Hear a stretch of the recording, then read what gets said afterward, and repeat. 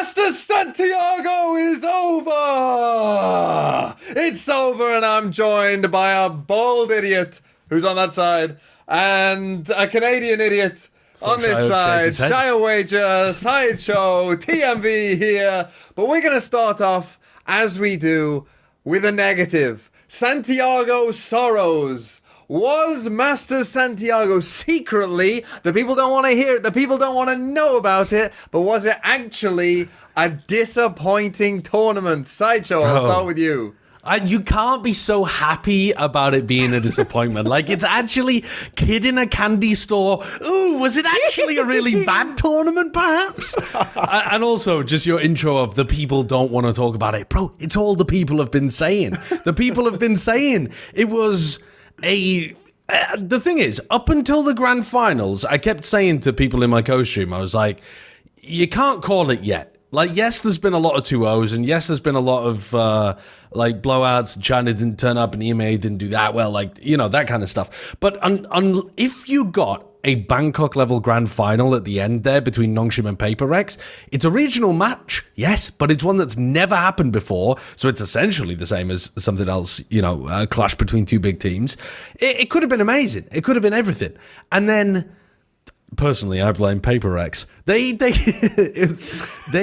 not turn up to the biggest match of the event, and unfortunately just put a pile of turd on top of a pretty poorly built cake to begin with. Where was the cherry, bro? Yeah. So, Shyo, I know you're probably going to give more of a positive take, knowing you. So let me just run through some of the reasons why maybe this tournament, wasn't considered... Kid in a candy store again. ...the best, right? Sideshow already brought up, we had a lot of 2-0s, right? That is pretty undeniable. I mean, in the Swiss stage, certainly, we only had one good game. There was one good game, and the rest were... Which was the one good game? The one good game was Paper X NRG. Okay, yeah, that was a good game. Yeah. Yeah, but the others weren't just so checking. good. No, that was a very good game. We did have some other good games later on as well, but Swiss was pretty rough. A fair amount of the playoffs, weren't the most entertaining games either. So that's one part, obviously. That's a big part of it. Obviously, the grand finals, Josh, you also brought up. As you say, a grand finals can save an event. It's the most important game. It's the last thing people remember of an event, and we got the worst grand final we've ever had. Objectively, it was like it wasn't even just your opinion. It's the least rounds gained by any team in a grand final. The other 3-0 that we had was Fnatic playing against EG at Tokyo, and that was iconic because it was the only time somebody had won back-to-back, and it's a super team, and you're thinking, oh, is this the start of like an era, dynasty kind of stuff? So it was really interesting narratively, but also the matches were more, there was a 13-11 and a 14-12 in there. The games were winnable. There was one map, which was competitive. Yeah. Now, also, on top of that, maybe because of where it was and the fact that it was two Pacific teams in the grand final, we also had a bit of a lower viewership. Maybe this is a general Valorant thing to be more concerned about. I don't know. But I would say, it probably was partly just the fact you had two Pacific teams in a terrible time zone, for Pacific. And with these internationals, when you do get them in certain regions, the viewership is going to be lower. Maybe we should host every single tournament in London to solve that issue. I'm not quite sure, but that's one. Wait until you watch London, bro, before you have that kind of take. Maybe that's food for thought. Yeah, that's true. Speaking of that, I think what you're alluding to there, the crowd was great. The crowd was a giant win for this tournament, and without the crowd, I don't think anyone would say that this wasn't the worst Masters. To be honest, I think if you took the crowd out of it and you got a Paris, group Swiss stage level crowd when I was there, then that wouldn't even be a consideration. And Sideshow also brought up that the show match as well was also, and the way that they did a show match, you didn't get to see the agent really pop off at all because you're playing a game mode where they don't have their abilities. So that doesn't make any sense. And you're also playing a game mode which, as a spectator, is just chaos. I'm sure it's fun to play. It looks fun to play. Shyo, I think did you try it out on the patch? I played Knockout so much. Genuinely one of the best game modes when the lobby is even. But when you have Megan from Cat's Eye, who's known to be on stage, choreographed, big chilling there, not warming up in Valorant, against like Radiant players, XGC players. Like, dude, at one point, Knockout was just the 2 people getting all 4 kills, and the observers still weren't on those 2 people. We were just watching people die. Like, we just tuned out of it. I was still optimistic coming into it, trying to explain the mode, and like, you know, for the first 2 rounds, interesting. Then I'm realizing we have to get the first person to win 4 rounds of this. It finished. We have 2 more maps to play. What the hell is this? So that it just kind of fell down. We never got to see Mix do anything. Like half the time he throw his heal bot, we'd cut away. And he's not the most flashy Asian by any means. Oh either, no, so. We must watch his heal bot get deployed. That's a fair point. If we did watch his abilities, we would have been like, oh. Yeah, okay. Literally. So the show match a bit of an issue. I'd also want to bring up the fact of, you know, the biggest talking point in playoffs specifically is where it was brought up. The meta. Was the meta a reason why things were bad? Yeah. Yeah, I mean, that's been a constant complaint from people. Sideshow looks like he's not having that. I think complaint. It's bollocks. No, it's just that, like, I don't think that kind of stuff affects viewership anywhere near as much as fandom does. If you look at the most viewed, like, these are peaks, right? And peaks show fandom really clearly. I think averages is what we should all be using when we're comparing event to event, because peaks are so that you always get the peak either in one of the very early days, like day 1, day 2, where great teams are playing against each other or very popular teams are, or 90% of the time, it comes in the grand finals, again, with a super popular team. Like, that's the reason that Madrid is the highest ever watched Masters event by peak, is because Sentinels won the thing in a really good grand finals match. Yeah, so of course, like, people are tuning in, and then more people are tuning in as the match gets longer and longer. And by the end of it, you've got almost all of the Sent fans have realized what's happening and are tuning in and watching it at the same time as everybody else. This is, yes, Paper Eggs are the most popular team that we currently have kind of like around, but they're quite alone at the moment in terms of an event like this, in terms of having like large fandom teams turn up and play well. So I think that drives stuff far more, in my opinion. Like, I don't think we have had far worse metas. This is what bothers me, is that people don't remember how bad certain metas were. The Viper Harbor post-plant spam, the pits and ults all over the place, the pinging the spike and spamming it from 10 miles away. This guy hates ads in the pit right there. It's always about the Viper. It's always, why is the pit being mentioned? I mean, always the pit.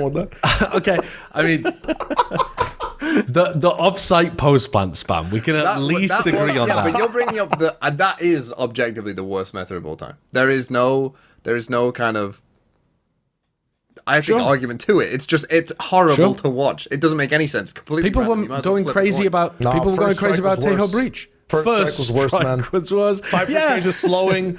2 raise nades. No, it's true, but we didn't know what the game was at that point. Yeah, that was too early to even know. Yeah, everyone was still tuning in. We for were that. even playing the meta at that point. But I do just want to point out that yes, there does seem to be a bit of viewership decline in certain regions, and I think that it's important though to get the facts correct so that you don't jump on the wrong thing. Like, Valorant is not dying everywhere.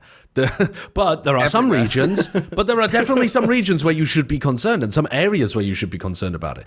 America's, the viewership is falling. That's a really big problem, because America's was previously one of the highest. It definitely was the highest at the very early days as well, before China really took off. And we're seeing in the last year, maybe even 2 years actually, viewership declines that are fairly significant in that region. So I think there are definitely things to be concerned about there, and like structural things that may want to be addressed. But Pacific is going nuts. People are really enjoying Pacific. China is going crazy. Like, if you wait for the post, actually China was terrible at this event, so maybe the China viewership won't even be that great at this event. But if you look at other events where China has done well, yeah, they carry the viewership. It was like 60% of the peak viewership at various times. So I think it's important that you don't just get sucked into the doomerism of like Valorant is dying, because it leaves you with there's no actionable thing to do about that. You're like, oh, well, let's find another game and move on. Like, you actually just want to like look at where, because EMEA, for example, is not dying. It's just always been like this. It's a corpse. So yeah, but this so event was definitely, I think it was the worst that we've had in memory. But it still was fairly you fun. Can't remember some? I can't remember enough details to tell you whether this was better than, bro, Copenhagen. I don't remember Copenhagen that well. Was it better than Copenhagen? I don't know. Copenhagen was quite good. Copenhagen has some good stories.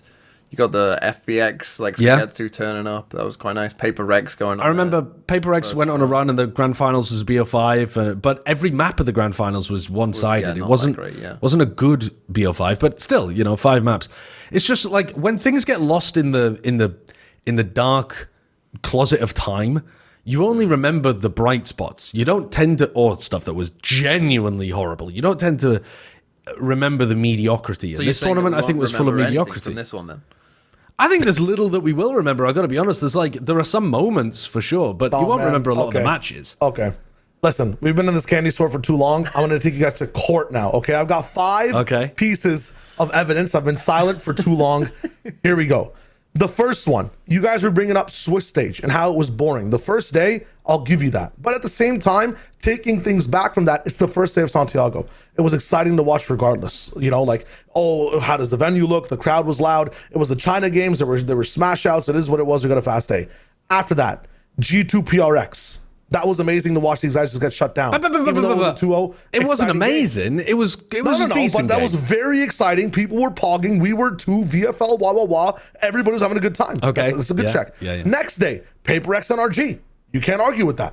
You cannot argue with that. Possibly best map of the entire Swiss stage. Yep. Okay, so far, no bad days. Next day after that, that was I'll give you that one. China's playing again. Yeah. Every time that China's day was playing, terrible. It is what it is.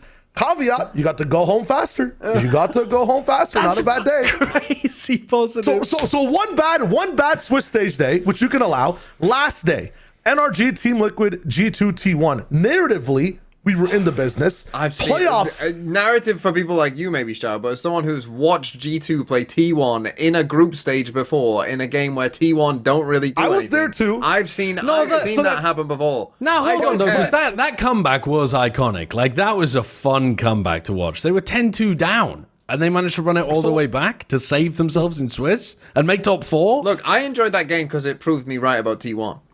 So you're right. I did enjoy that game because they were frauds. Okay, so neutral day. But that just shows there's more good than bad. Second pieces of evidence here. The playoffs, which you guys are saying were sleeper. If you're only watching Nongshim, blah, blah, blah. Most boring tournament grand finals of a long time. No. Let me begin. First of all, Nongshim in the business. Any game they're playing in the day, holy fuck, what an amazing day of Valorant. Right? G2 Smash JG, it is what it is. That was on the same day as Nongshim. It wasn't on the same day as Nongshim. After that, the Furia were fun a little bit. Their games were fun. The crowd popping off with them as well. That's very nice. BBL NRG expectation defiant. It was that was the game of the tournament. BBL NRG, in my opinion. Like actually, the match of the tournament. There you go. So and then after that, AG beats Mates. Holy crap! That was amazing. This is all in the lower portions. That was like nobody saw that coming. Martine, #1 player of the event, getting taken out. Come on, guys. Open up the love in your hearts. Does the evidence not move you? It's moving me a little. It's moving me a little. AG take a map off of PRX. Do we remember? Holy fuck, me and TMV. But then I do remember TMV in the call. Off about that first map, but then they quickly fell apart. Yeah.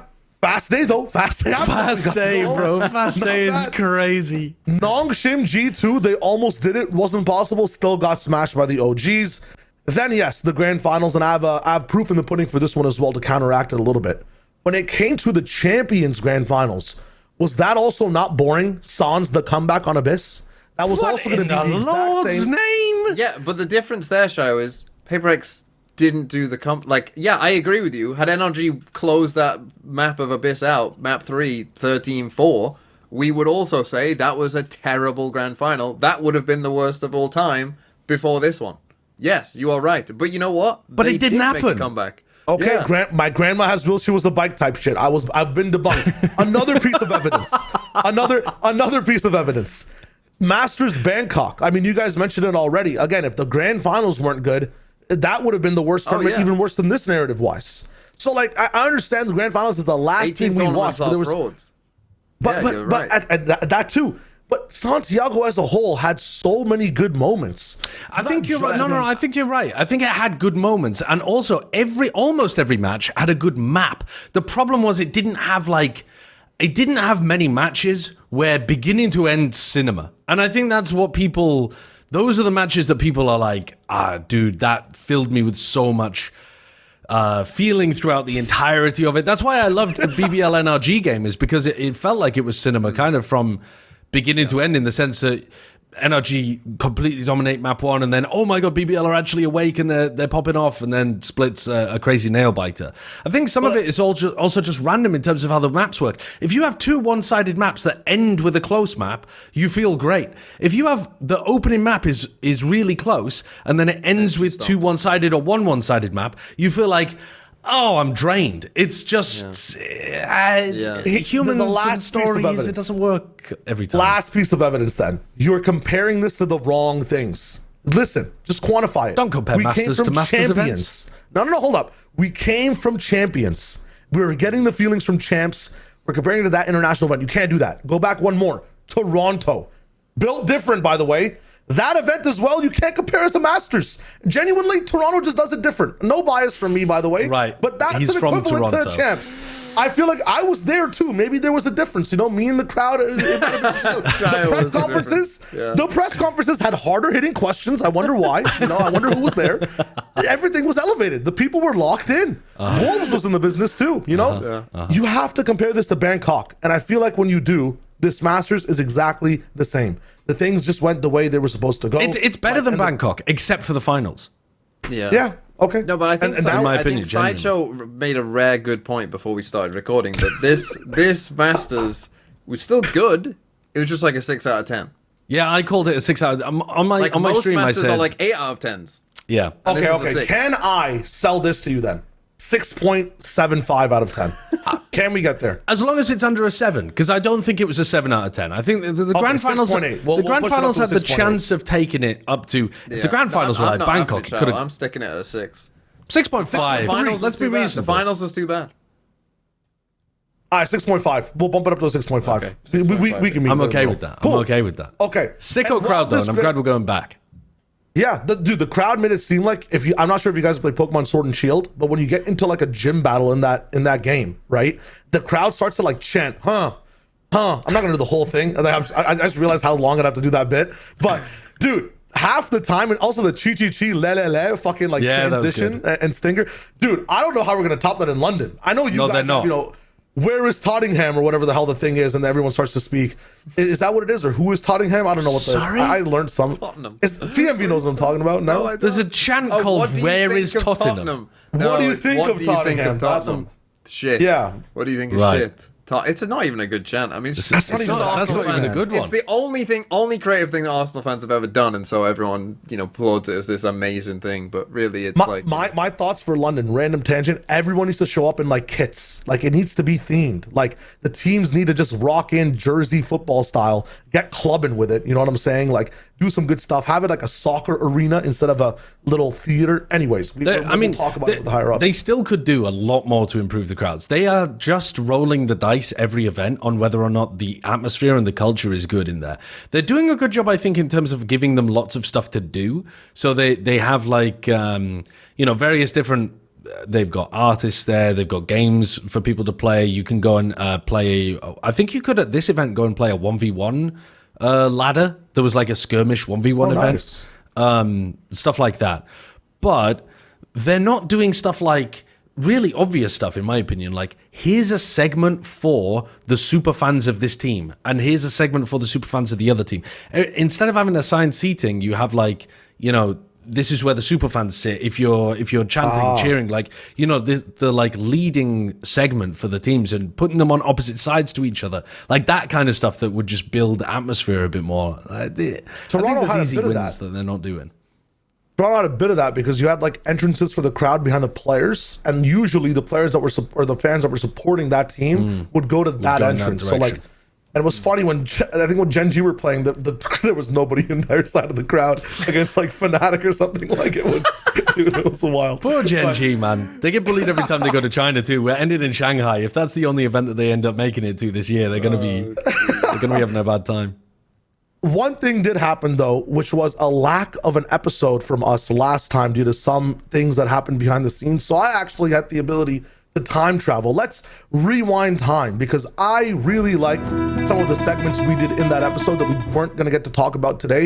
Okay. There's two in specific I want to bring up. So the first of all was the fraud alert from back then, which are EMEA frauds. I want to ask you guys this again. We can rehash it up. And is China or EMEA closer to the top two regions? Which one of them? The producer saying, my bad. It's all good, light. Stuff happens. But I just want to talk about that really quick. Where do you guys, officially on the record now, put EMEA? You can rehash the points we had before. Yeah. I mean, maybe Light's just a false saboteur. We don't know.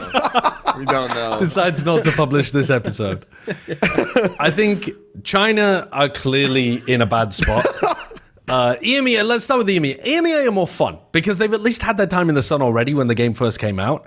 Unfortunately, it's starting to get to a point where it really does look like they need some more structural improvement to get to where they are. I think it's a real disappointment, actually, and I think we're starting to see it reflect that the CIS Challengers League got completely taken to pieces.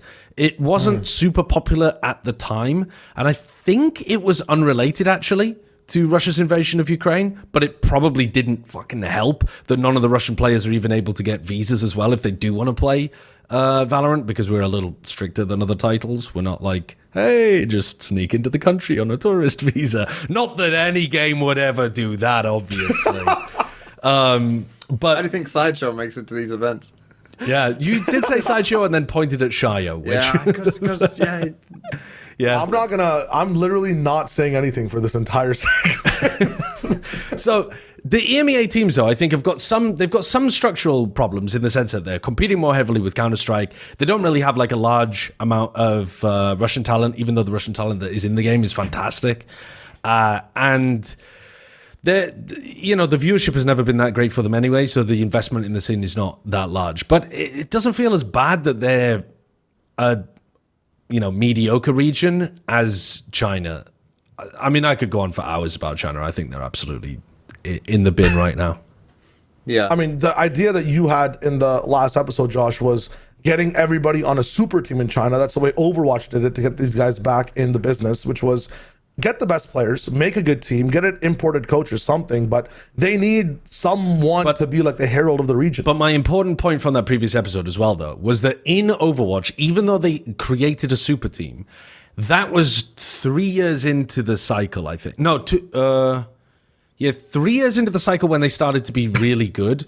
2 years in, they had started to show some glimmers.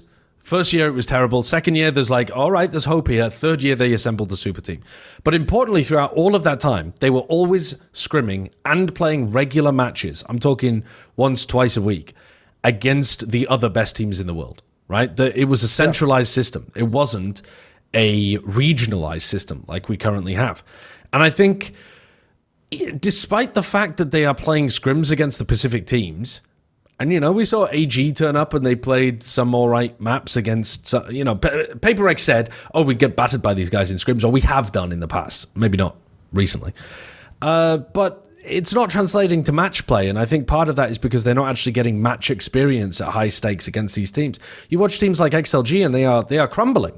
I believe that XLG can play better than they are, but when the individuals and the team play all just dissolves as soon as they hit the big stage, you're relying on just like flash in the pan level, we overperform teams like Wolves, or even EDG actually overperformed at the event that they won. That wasn't normal EDG.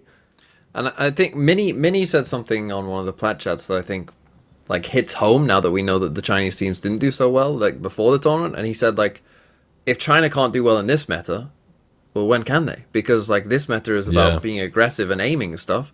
Well, even if you go back through the annals of time when we were first like watching EDG, go to their first internationals or whatever, the narrative was these are players and a team who can really aim and they overheat like mad. They're all crazy. Like that was how China has been, and that's like still I think somewhat a part of their region, but that's what the meta is now, and they're still struggling. Well, they can aim. We know that for sure. Like when you watch people like Kang, Happy Way, Raga, like these guys have phenomenal, I suppose Raga's an import as well, but they do, Chichu, they do have phenomenal aim. But this is a micro meta, and that doesn't just mean aim. That means also, do you have really fast, good understanding of your abilities and your positioning and jiggling for somebody else to swing in and like micro team play aspects? And on all of those fronts, China is actually behind. So I think it was demonstrated pretty well at this event that there is still a really large gap in terms of talent in China. Talent meaning more than just how you shoot someone in a slow-paced meta. Talent meaning how quickly do you react, do you respond when you're put in a situation that you haven't dealt with before. When you're not just going through the rhythm.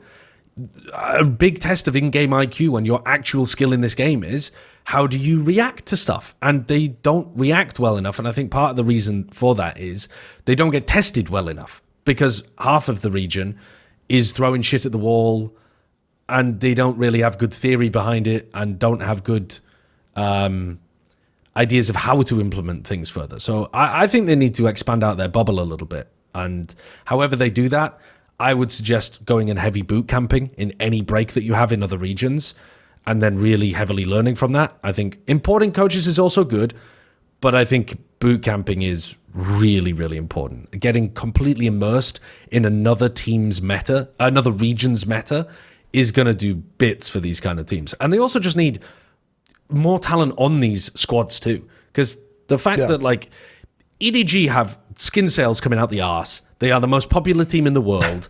They have won a world champs, and they are signed. First of all, they can't even find the right fifth player to sign. They got rid of Simon and tried 3 different people before settling on CB, who he's shite compared to a pro level play. Have you watched CB and thought, no, this guy's going to do it for them? What? I feel so bad for this guy. He's just getting bullied all the time. I mean, he's also a horrible misogynist, so I don't feel bad about it. But, you know, he is. But that aside, he is just bad. He's just bad at the game. Valorant has saved China, though, I feel like. We'll get into it in a little bit, but the patch makes it so that CB can get fired. They don't need a Yoru player anymore, that Concon can maybe just be able to focus on what he's doing, and you can bring someone like Simon back or clone him. They've got the money. But TMB, I want to ask you a question now. Since Sideshow's quantified where China is in the moment, in the current ecospace of Valorant, is EMEA closer to China or closer to the top 2 regions? Where do you put EMEA? I still think like there's a different timeline where there's a very, very different timeline that is not even that far away from reality, where BBL closeout split against NRG. They end up doing well at this tournament, and we don't even have this discussion because it's obvious, like, oh, BBL actually finished top 3 at this tournament, whatever, so, you know, who cares, right? Like, I think that is a world that we could have lived in quite easily. I also think had Fnatic gone to this tournament, they probably just would have done well because they always tend to do well at tournaments. Even if they haven't always gone to tournaments in the best form, they always tend to, you know, they're not going to get Fnatic aren't going to get Swiss staged. They just aren't. They just don't. You can't talk about the teams that didn't make this event because they had that extra chance. My point is that the chances of Fnatic going to London are incredibly high. And when they go to London, they'll also have obviously the home crowd buff, you would have thought as well. They will do well. Like, they just will. And again, you won't be I feel like the chances are lower for them now. Well. Like, so I don't think lower for what? For Fnatic or any team that didn't make it this time to go next time. It was a triple elim bracket. Like, you have the chances of making it through that versus like a playoffs top 4, like, you're going to be in a double elim bracket afterwards anyways. Like, this was the one that had the highest chance for you to make it in just based off your bracket play. And Fnatic couldn't do it. So, like, I can't subscribe to the notion that, you know, if Fnatic made it, which they easily could have, like, they didn't, though. They had that third chance, and they just didn't. Yeah, like, but I'm going off years of history that says that they didn't make it last year either. Yeah, I get it was double elim instead of triple elim, but they still then finished second despite not making the first Masters, which is a fucking big jump. Yeah. And so I just think they're also it was their worst meta too. True. The meta's also switching up. But I think even if Fnatic were really good, it doesn't really help the EMEA argument too much, because the EMEA argument is always caveated by they're a one-team region and Fnatic is the only team that does anything. So I think you're really looking at the other squads in EMEA to change that narrative, to change the picture.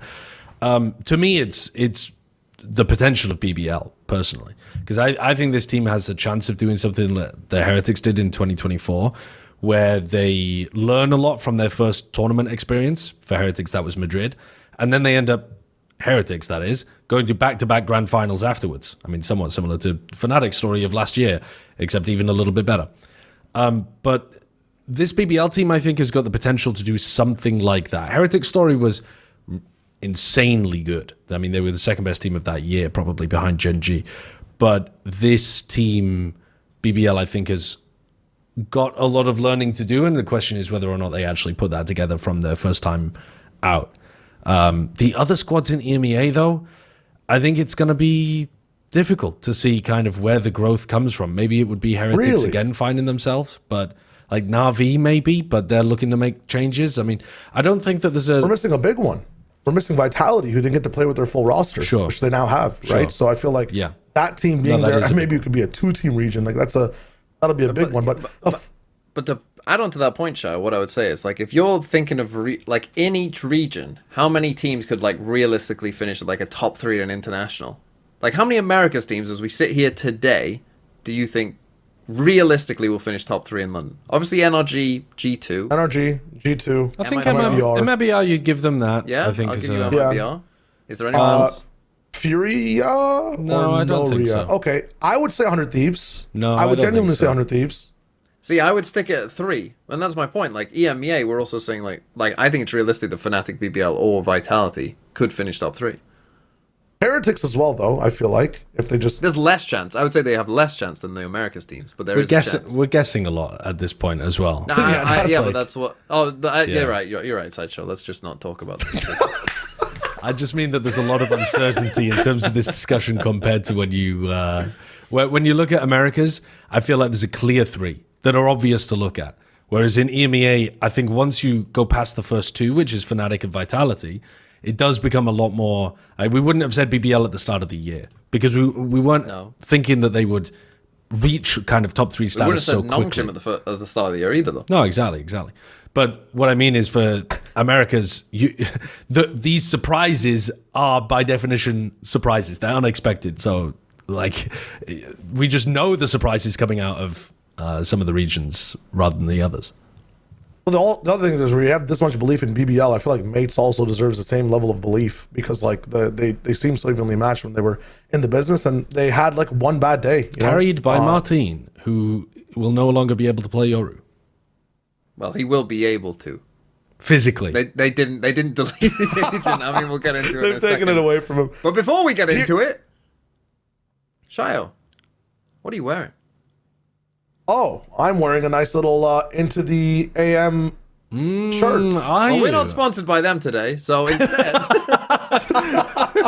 instead, you could buy this, which is some Vodfathers merch. Light is showing us some very nice, as you can see, Vodfathers merch. That's right. Look at that. That could be you in that t-shirt, although there is no one in it. There is no one in that t-shirt. Yeah. But that could be what you are wearing instead, Shyo. Would you prefer to wear that shirt?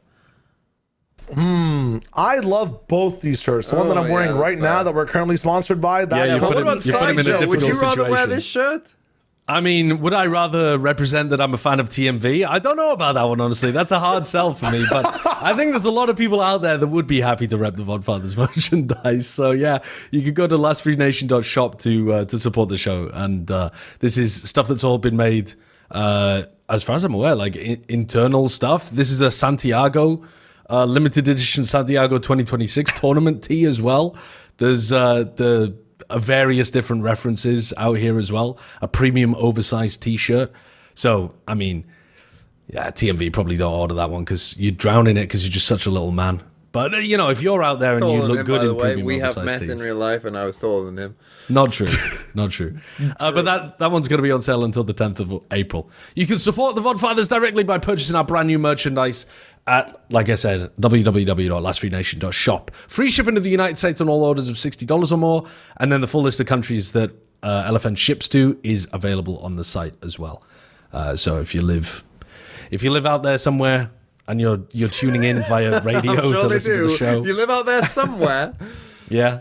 It'd be so sick. Who knows? We all just live in one country, like one Pangea type situation going on. That'd be kind of nuts, no? Like shipping Leftist wouldn't be a open problem. borders looking ass. Why don't we all just live in one country? Back in my day. Oh man. Anyway. Yeah, order the merch. Merch is sick. Let's dive into TMV's brain, a galaxy of sorts, and let's join the club. Whoa, all 3 words of the next topic. Who could have thought in transition? It's a galaxy because at the center there's a black hole with nothing in it. Wow. Well, actually, black holes. No shot.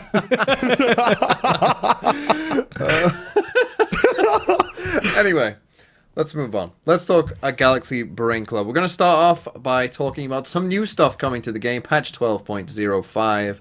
And let's start with the new agent mix. Me and Shyo got to play with the agent a little bit. Sideshow was busy, I don't know, torturing small animals or something, whatever you do. Whoa, that could have gone so many ways. But Shyo, thoughts on mix? Yes. Where is Mixed this agent? reactions for me, man. Mixed reactions. Oh. Listen, End the show. first off, looking at it, in general, it seems that, like, you know, you talk about heals, you talk about stims, not too many actionable, impactful things for an agent to have inside the game. Like cool Sage, when you look at Sage, you talk about her wall. You talk about things that, you know, stop pushes. You get creative with it. You look at Skye, you're talking about her flashes. You know, can you fake them? Drone info. You don't talk about their heals ever. And then Brimstone, like, yeah, the stims in the business, you can stim the dog and whatnot. Here's a few things about Mix. The special stuff that he has is not that creative / can't be as creative. With Brim, you can stim drones, stim dogs. With Skye, like, yeah, you can group everyone up. You can put the heal on, put the heal off. The issue with Mix is that, like, that stimmy doesn't get you in the business with other util in the game, which is a problem. I think that's the best use case of the stim. The heal, though, and having the option, I think that's one of the best things ever in the game. The option to heal or the option to do something impactful like stun is amazing. I wish that every heal in the game had a mixed option, like a secondary impact option. I feel like it'd be so much better. The biggest issue with the agent, though, is his actual impact option of the stun is just not that good. It's not big enough. I think me and Team V are experimenting. A normal agent with just a knife out can get through that stun in easy ways, through the edges. If you're in the center even, you can almost make it through the edge, like in use cases, and not get stunned. The other thing is you could just knife the thing, by the way. I think it's either a left click because it's 50 damage, or it might be a right click. Just takes that thing out. A classic right click breaks the thing over, even in a pistol round. You know, Reyna's Leer. You look at other impact abilities that might be easier to break in gun rounds. Reyna's Leer, Sova's drone, they're a bit harder to break. This thing on pistol is weak. The size is not that long. You'd say ShyoWager, okay, smoke a point off, put this stun next to a wall. Brother, that stun does not go far enough to inhibit people from hitting the site. Now, me and TMV experimented with putting that stun down. You have a side where you can kind of shoot down the sight line of, but when util's being exec'd on you, you're not staying in the lane. You know what I mean? There's no use case for that either. The one thing for this agent that has things going for him is the smokes and the ultimate, where I still see impact. I've played this agent for about 12 to like 15 hours now in general, but the biggest thing I've seen is the smokes range up the entire map. You sit on a link in Haven, you can reach good like C and Garage off an iPad, which is bonkers to me. Like, you sit anywhere on the map off an iPad, you can have smokes instantly, which is faster than Omens and a longer reach than Breach. Now, they also last almost as long as Brim smokes. They last longer than more than half the roster, even with Clove being nerfed. So when it comes to like a flex option in ranked, I think it's amazing. And the biggest thing, I think Flo Shizzle talked about this in a TikTok, which was very interesting for me to see. Sorry, I've been scouring some. So it's just a funny sentence, bro. But you look at Mix as an impact agent from the controller role. He's one of the only ones that has an ultimate that doesn't need a use case beforehand to be impactful. Now, you know, Omen from the shadows, Spike needs to be down. It's an amazing ultimate, but you can't like win an exec off of it. You can't do something immediately valuable off of it. The biggest argument is Brimstone's ult, which again, you can kind of run away from. You'd need like, okay guys, we need to hit the A site here for sure. It inhibits you from being able to scale the space sometimes as well. There's ifs and buts about it. This guy, slap that shit in front of you. It's a nice cone that hits Jesus, I slapped my mic out of existence. It's a nice cone that hits every site in the game, by the way, in a really good way. There's nowhere you can hide from this cone, and it's very easy to get this thing rocking. Even the worst players can just, the square fits in the square hole. Just cover the site. It's like in the win more VCT idea of this agent in terms of a use case, you could pick him just for the ultimate. Having that extra ult to be able to just win you around might just be enough with the strength of his smokes. But I feel like the actual bot itself needs a buff. The little fly emoji hand sizzling stem is interesting, but I think that's my Shyo spiel of the 300 hours in every game and every agent. He's cool, but mixed in terms of me, quantifying his power level. Yeah, I think that's absolutely fair. I think one thing that's quite interesting, I don't know if you saw the Bang tweet about like how Sentinel players get Vice and Veto, Initiator players get Teo, I get Clove and Mix. And I do think that's an interesting idea, because essentially, like, if you consider that the most 4 played controllers by far are the first 4 that came out, right? It's Viper, Brim, Omen, and Astra. Right, those are like Harbor sees some niche play, but it's very niche, and most teams don't play any Harbor at all. So if you consider that, like Astra came out in 2021. It's like springtime 2021 is when Astra came out. That's 5 years. 5 years since we've had like different controllers really like, and Mix, we're assuming here, isn't gonna break that mold. Like it might be like 7 years before we get like a different controller agent who's like actually seen at high level play. Now I do kind of understand why they've done this. I think it's very obvious that at some point, like 4 years ago, Riot had a meeting and said no one in ranked is playing controllers, and they are like fundamental to how the game and maps are designed, so we need to have them play controllers. So our next couple controllers must be for ranked. They must be simple to play. They must be characters that people want to play in ranked. And I think that that's why we've got kind of where we are, because like that to me seems like such a inherent focus of what they've done. They've actually created a different problem for themselves where they can't balance Clove 4 rank now. they've created a different problem entirely.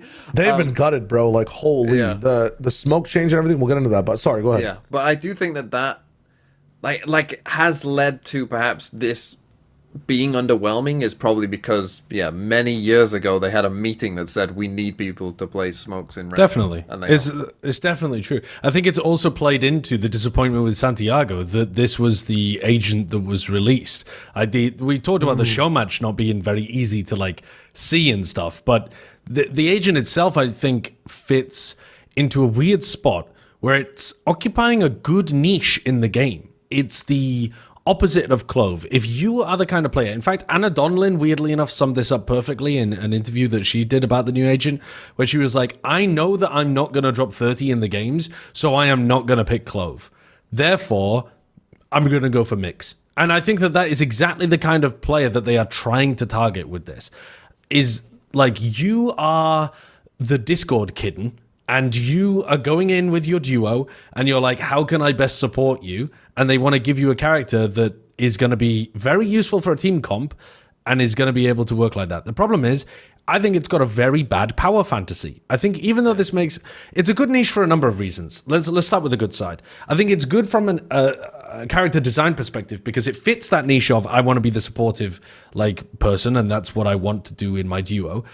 I also think that the point about it having a power ult is really important. Like, this is one of the only Smokes characters with an initiating power ultimate. And if the stun gets a little buff, we'll talk about that maybe because I think it does need one, then actually with double stuns, or even if you just had one good stun and one good power ult, holy shit, actually suddenly your controller is now a big playmaker in a way that you aren't usually. So this could be a pretty, like, it's got the bones to be something interesting. But I think because they want to be timid about things at the moment, they don't want the utility to be overwhelming. They want things to work nicely with each other.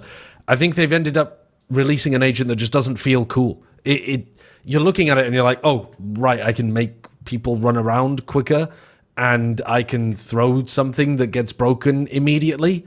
Like, who am I? Like, what is the power fantasy of playing Mix?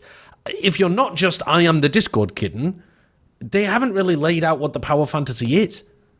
But the issue too, right? Because first of all, I love agent design. I love looking at new characters. That's why one of the reasons I love exploring new games.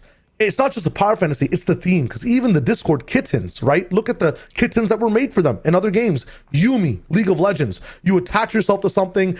She casts spells. She's a little bit of a heal bot. She's literally the heal kitten. Makes sense. Sage has that heal. You know, you look at Sage, if you're trying to pick up a little bit of what you want to rock into the game, you stop things from happening. You don't really interact with the enemy team as much. You create things on the map. Let's jump into another game, Overwatch Sideshow, right? If I'm looking at the entire roster, I look at something like Reinhardt, right? Just off a visual perspective, what do you expect Reinhardt to do?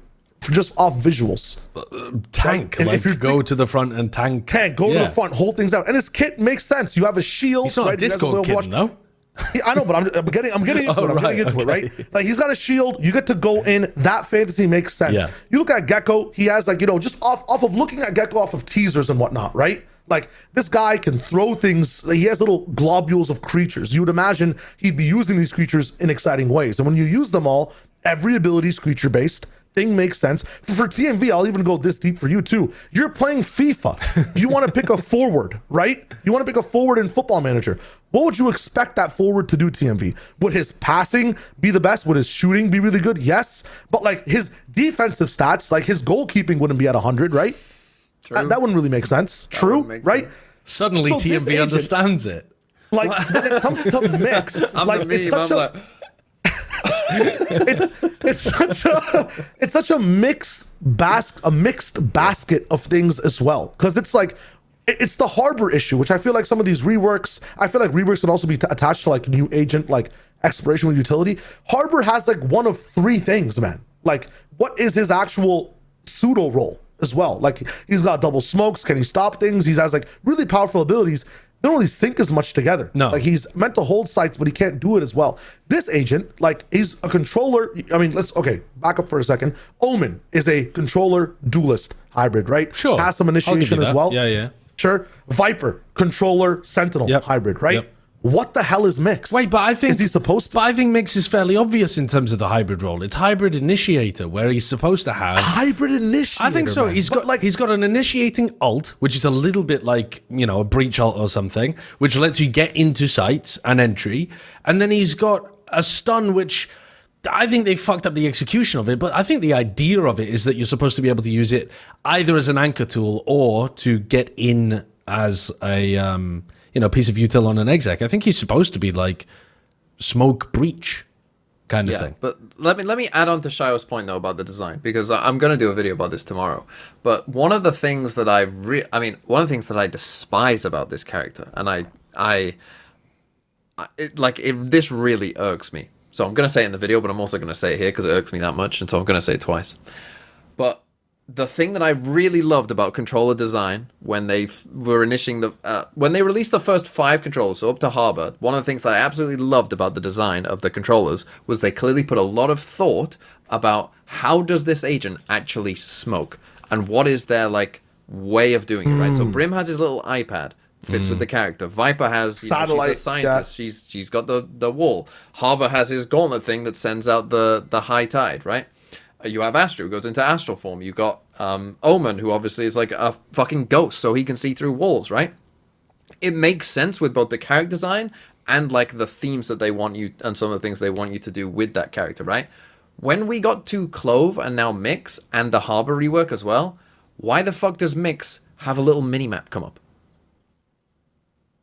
He's a sound-based agent. Why the fuck does he do that? Why does Clove? Surely Clove, like the whole point of Clove's character is that they can come back from after death. Why doesn't Clove have an ominous thing? Do you want Mix to pull out a loudspeaker and go like, smoke on the A site, and then a smoke just drops or something? No, I'm saying, this is my point. That before they had put some thought into that. Why the fuck in the Harbor rework can he now see through walls like Omen can? Well, yeah. Because they've realized sense. But I mean, because the answer to that is because they've realized it works. Right? For design, but this is my point. They're not going for design, and this is why we've ended up with a character who, as I say, to me it feels like, and maybe this character did, I've seen many people say like, why are these smokes just smokes? No other agent before had smokes that are literally just smokes and don't have anything unique about them whatsoever, right? No other agent has had that before for a controller. What is the thing with cloves? Sorry, what's After the clove? death. They can smoke after death, Right, and that's right, why okay. the smokes are a little bit smaller as well. I think they're. I mean, are they Stuff like omen that, size? just like I the forget, general but theme of you regardless. smoke after death, Yeah. right? Yeah, But again, yeah. that's another thing that they completely removed from Omen, because now again, Harbor can do everything Omen can. They've just completely overridden that. They got rid of the Omen thing in terms of doing one-ways and stuff because it was too strong. But with Mix, I've seen a lot of people say, like, why doesn't his smoke have some kind of, sound effect or whatever, right? He's the sound agent. Surely that would make some sense. And I've seen other people argue, like, oh, it would be unbalanced or whatever. Balance doesn't fucking matter. You can balance things easily. You can always change the numbers to make something shit, right? Like, it doesn't... you just need the theme of it. But I guarantee what's probably happened to you, to Mix, is the Riot had this meeting of, we need to make the most basic-ass controllers that we can so that people will play them. And so they probably maybe did start off with something kind of more interesting, but then have kind of gutted that to make it as simple as possible. And so we've ended up with a little mini map that just comes up for Mix and 2 smokes that are just smokes. Well, the way the mini map, I mean, I literally resonate with your point so much, and like some fixes to that for me from a very basic, I'm not a dev, but here we go. The way the mini map comes up could be sound based, right? Like it fizzles in from like audio and then it goes physical. Like it might take a little bit longer for him to get into the mini map, but then he has a mini map because like sound can echolocate, blah, blah, blah, and you can see where you are, right? The theme is there. The other thing for me too is those smokes, we have the tech already where Astra, right, depending on where you are, it with like object in the game, you don't hear what's outside of you. Like I'd love for that smoke to be like an Astra smoke where if you're inside it, someone's diffusing. That's very simple. It doesn't change the way you put the smokes down, but it blocks what's inside to the outside, vice versa. Are they tapped? Are they on? I don't know. Could be too strong, but that'd be interesting, right? But the thing is, like you say, could be too strong. Sideshow's making faces. The balance doesn't matter. Just make it so that it isn't for spike. Yeah. Make it for footsteps only. Make it for gun sets. Yeah. It does don't Past think all of it, about though. Past all of it. design. The biggest fuck balance. It doesn't matter. You can always find ways to balance stuff. Yeah, I think it comes back to TMV's point though. When I'm putting on my game dev hat and I'm thinking about that suggestion, because I think that's the first thing you think of with a sound-based smoker is let's have the smoke obscure sound in some way. And I got to agree with TMV. I think the main reason that they've not done that is imagine how much flaming your smokes character is going to get when you accidentally smoke and like you of course maybe you could balance it in a way in which you always get the information through the smoke but the opponents don't or something like that. But in a world where there's any information denied to your own team, the level of why on earth have you smoked here that you have just inted our entire round, I think would go through the roof. So I think there probably is some serious like let's make that like that one complicates team play a bit much, but yeah, there are ways around it. They could be more bold. I'm not saying they can't. Yeah, I think the only issue with it entirely with theme, you can argue about the smokes. I just don't understand why his signature ability has to do with his gloves and rubbing kinetically his hands together. If that was just a bot that he puts on the ground and maybe, you can attach one person, like the one person gets a bot to follow them or something, and like juices them with a stim, kind of like Lifeline from Apex, gives you health. Like that would make more sense and make the agent a bit more exciting to play. I feel like it's just so jarring when you're playing this guy where it's cool to have a bot on one side, you have an iPad smokes on the other. Was his data fly? Like I don't understand. Like that's the only that's the only lack of like thematic hit where it's like, why is this the signature? If that bot just came up another time, if you had another gadget that like shot a stimmy thing into somebody, it might have made a bit more sense. But I feel like there's so much of this agent that's just in there, not there. It's an amalgamation of a lot of things, and it doesn't appeal to anyone. I saw someone tweet out, I can't remember who it was, that like this agent feels rushed. It feels like even somehow the smoke, like the way the smoke looks, feels like looks something strange, from like an it? alpha or a beta, Yeah, not I the agree. final version of it. I agree with the way the smoke looks. Yeah. Let's talk about who's going to be using these smokes. One of the best agents in the game to use smokes in a duelist role because his pop flash is so good. Let's get Yoru. Yes. Yoru has been nerfed. One less flash. Gate crash is down to 15 seconds. Still his signature, by the way. Those are the two changes. Is the agent gone? Is he gone too soon? He's not gone too soon. He's been around for quite long enough at this point. You don't think he's gone? I do think that he's mostly gone from this. I mean, I'll give the argument of why I think he's gone then, and you can rebut it. So I think that the main thing that people played Yoru for is that you generally want somebody that's going to be able to feel like a flash initiator kind of thing. Someone that can throw flashes, pop through areas on your attack side. And the question was, do you want a standard flash initiator, or do you want somebody that can always fix your defense side macro and make sure that in the first minute of the round, probably more like a minute 15 or something, if you're willing to be a bit greedy with what's going on, you make sure that they're always hitting a strong area of the map. And the biggest thing to me is that defense side macro. And I think that is pretty much cooked here. Like, you have not just reduced it, but you've cut it in half. So if you were doing it like, I mean, still a lot of Yorus are doing this, by the way, where they literally just throw the first one at like barrier, and then they throw the second one as soon as the first one dissipates. So a lot of Yorus are still only getting 1 minute of value out of the gate crash. If you do it like that, you are only getting 30 seconds of value out of the gate crash. There are almost no teams in the whole world that are hitting sites within the first 30 seconds. Maybe Team Liquid are the only example. But everybody else has the patience to be able to, even in ranked, you have the patience to wait out. Sometimes in ranked, you have the patience to wait 30 seconds before you hit a site rather than hitting it off barrier drop. And I just think the level that is going to nerf the Yoru on defense macro is going to make it much more likely that flash initiators are more useful. I think, especially when you consider the only has one flash, I think I'd often rather see a second initiator in these comps now than a Yoru. Okay, I'll give the dissenting opinion. So I agree that like Yoru will see a lot less pick rate. I'm not arguing with that. Like, I just don't think Yoru is gone. The reason I don't think Yoru is gone is, and you're right, Josh. Like, to me, this is a good change because it's like now you have to actually be good at Yoru. Like, you can't just get away with like fucking throwing these TPs out like straight away. Like, you have to know the timing of the round. You have to have a good understanding of what's going on to actually get value from it. However, what I would say is that a gate crash lasting 15 seconds is, and we know this, that abilities that get you out of situations are extremely powerful, right? We've seen it with Jet, we've seen it with Chamber, we've seen it with Yoru. Those abilities are still extremely powerful, and like 15 seconds is still, what, double the length of Jet's dash that you've got time to escape. So, but people don't think fucking Jet is, completely useless. So I still think that's pretty powerful, and you get two of them. You don't just get one of them, you get two. So even if you do miss the first chance, you've still got a second chance as well.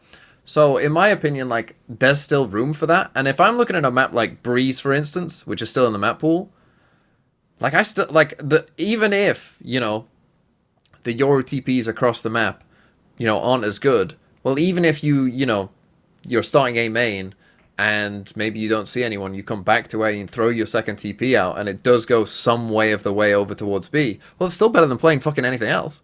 You're still faster than everyone else if they then do a B hit and you time it well.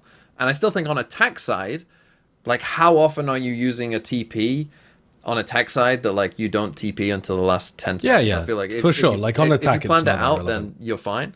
So I still think attack side, obviously the flash nerf, it's just a big nerf, and there's nothing else to say about that. But I still think there's room for this agent if you have a good Yoru. I agree. For teams that don't have a good Yoru, this is a fucking, if you're MIBR or you're EDG, this is like fucking thank the Lord, right? Like, because now you aren't forced to play this, and a lot of teams won't. But I think if you're gentle mates and you got Martine, you probably still should. Let me give you an example of where I think it's going to make a big difference, right? And let's use Pearl as an example. Everyone understands, I think, the defense side macro a little bit on Pearl. So let's simplify it quite a lot and say that most Yorus have like two main things that they're going to do at the beginning of a round. One is, I'm going to go B main and I'm going to use my gate crash to get posted on B main early. If there's a fast B hit, I'm going to be able to get back into an anchor position. And if it's a longer hit, I can just sit here for a whole minute and tell my team to go and stack the other side of the map. And I'm kind of chilling, and I can even rotate if they hit it. That type of Yoru, I think, is going to be much, much harder to play. Because if you get posted on B main early after 15 seconds, and by the way, you're still getting good value in those 15 seconds because, you know, you're still stopping them from running a fast hit against you in the first 15 because you can apply a bit of pressure, bait out some utility, and still get back. So that's all fine. The problem comes with playing one of those pushed up solo positions in the second gate crash cycle, because that second cycle, you actually don't tend to get on Pearl B long too many indicators before you take contact. It is not the case that, oh, I haven't heard, my teammates are telling me that there's no pressure on A or mid, therefore I know something's coming towards me. You don't really have that setup. So if you're trying to hold a gate crash for a long time, you can't wait, take contact, and then throw a gate crash. It's not going to go far enough. You're just going to get stuck out in the middle of the open.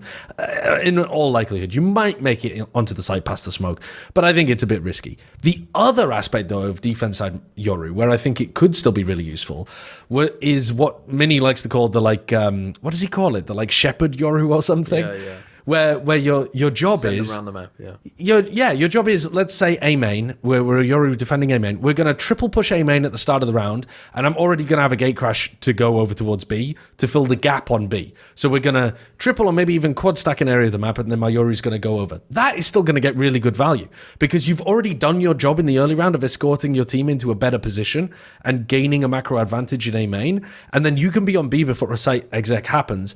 And then when you're actually in a more sat back anchor position, you could be doing stuff like jiggle spotting over towards B long. You're like, oh, I see them over at B long. All right, now I understand the timing. Now I can throw a gate crash even further back into spawn, and I can go and take maybe an aggressive timing. So I think the first aspect of Yoru, where you're trying to get posted on your own on angles, stuff like I'm going to stay B long on Pearl, I'm going to stay A long on Haven, I'm going to, these kind of very static positions. I don't think that is going to be good anymore, or at least a lot worse than it used to be, a lot harder than it used to be.